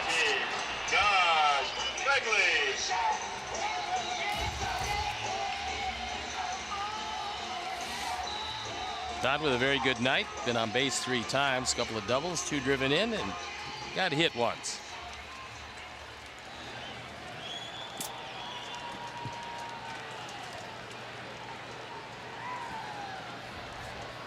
So here is Fagley. Josh, 1 for 3, a double.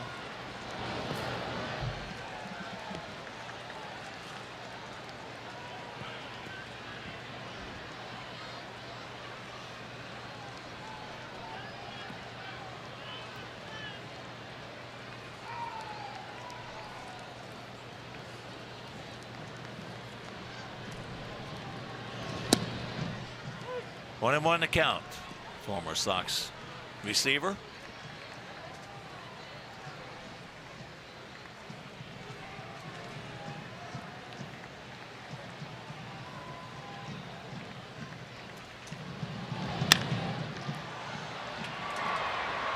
Got a good position right there.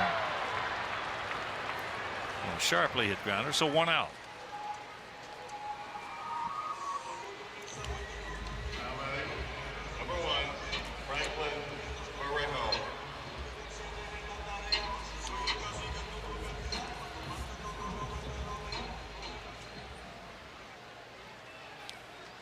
So here's Barreto. Franklin walked, scored, and has struck out twice.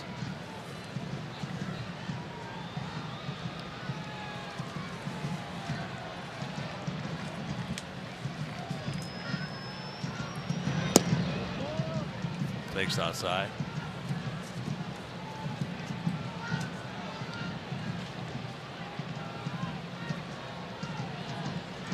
That's Canterbury happy. 4th of July and Independence Day, and make it a reflective one, a safe one.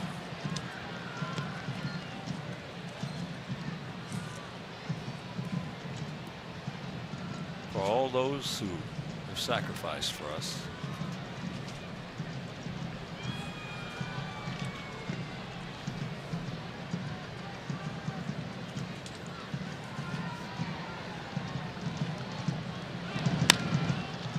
Two down.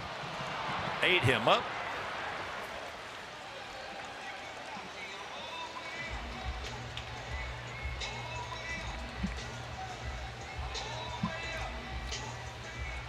Now batting right fielder, number 23, Matt Joyce.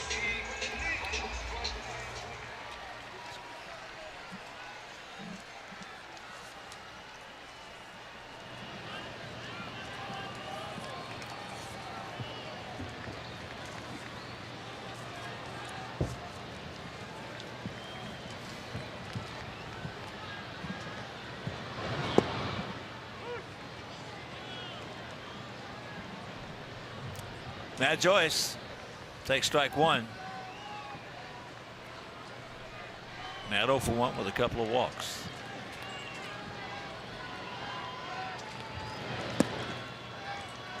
That's a little bit low.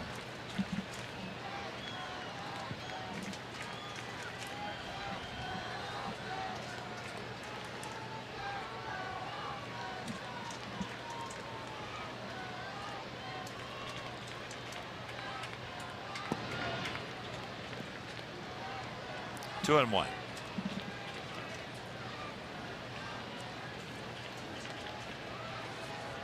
Tomorrow afternoon, James Shields against right-hander Daniel Gossett. In the finale, Mike Pelfrey against right-hander Sonny Gray. As the count moves to 3-1.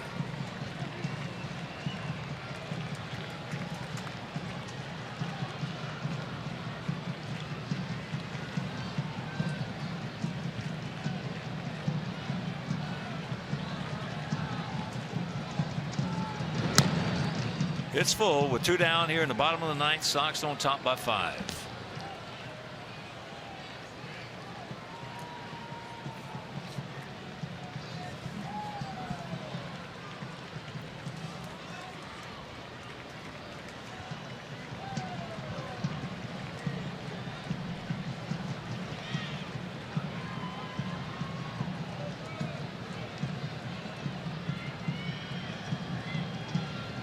And the payoff.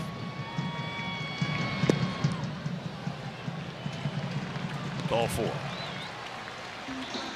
It's 3 walks tonight for Joyce.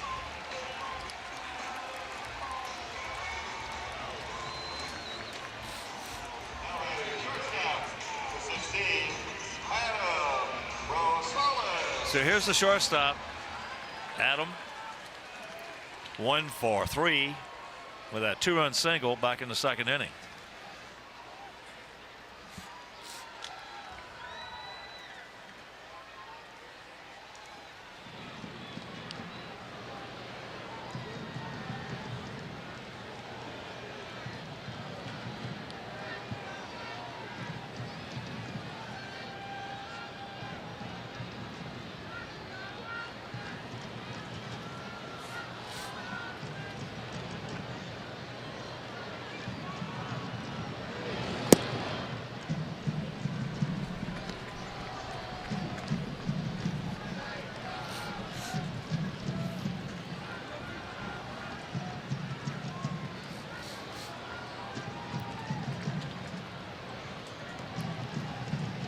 Seven, 12, and 1 for us. 2, 4, and 2 for them as that's out of play. And that evens the count at 1.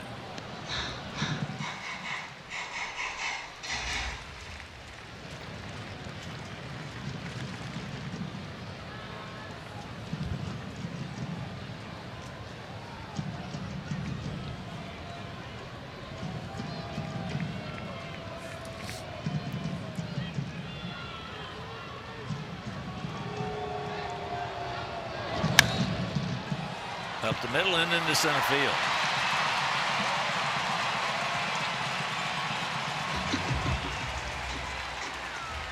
Gonzalez's 2nd hit of the night. Seems like he's always getting a couple of hits against us. Yes, he's really had a nice career against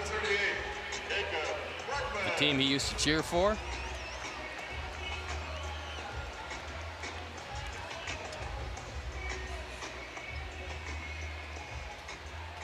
So Jacob Brugman, who came in the game as a pinch hitter, it's his 2nd at bat.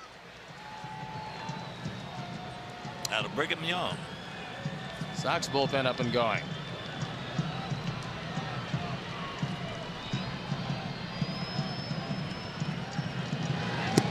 First pitch strike to Brugman. It's like Tommy Canely. It's because it is.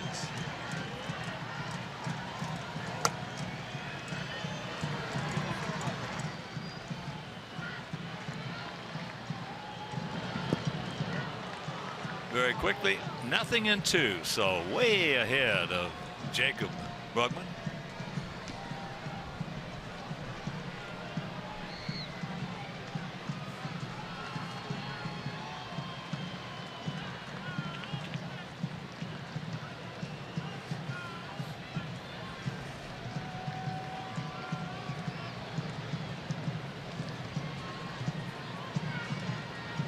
Now field swung around to the left. Big gap out there in right center.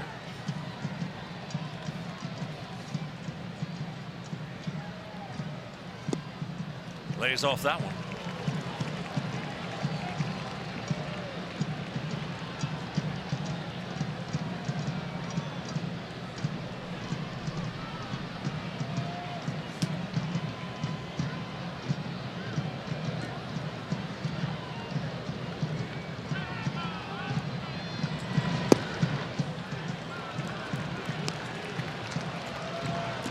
Two and two.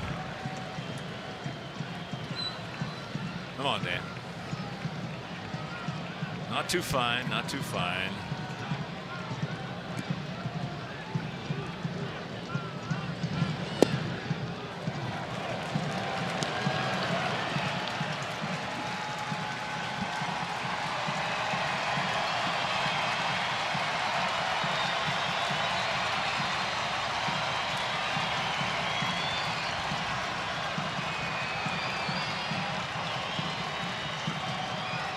Chapman on deck, and the payoff pitch. Down ball, and this ball game is over. So the Sox, who were swept by the A's back home just a few days ago, come out, and Stoney, the story of this ball game is our southpaw Carlos Rodon. Well, Carlos Rodon was brilliant tonight. I mean, everything he didn't do last time out, he certainly did here tonight. The slider was really good, and the straight change was excellent. So, winning the first game of the short road trip, the team will come into tomorrow's day game. Get your rest because it's early with a little momentum. You what, Hurst?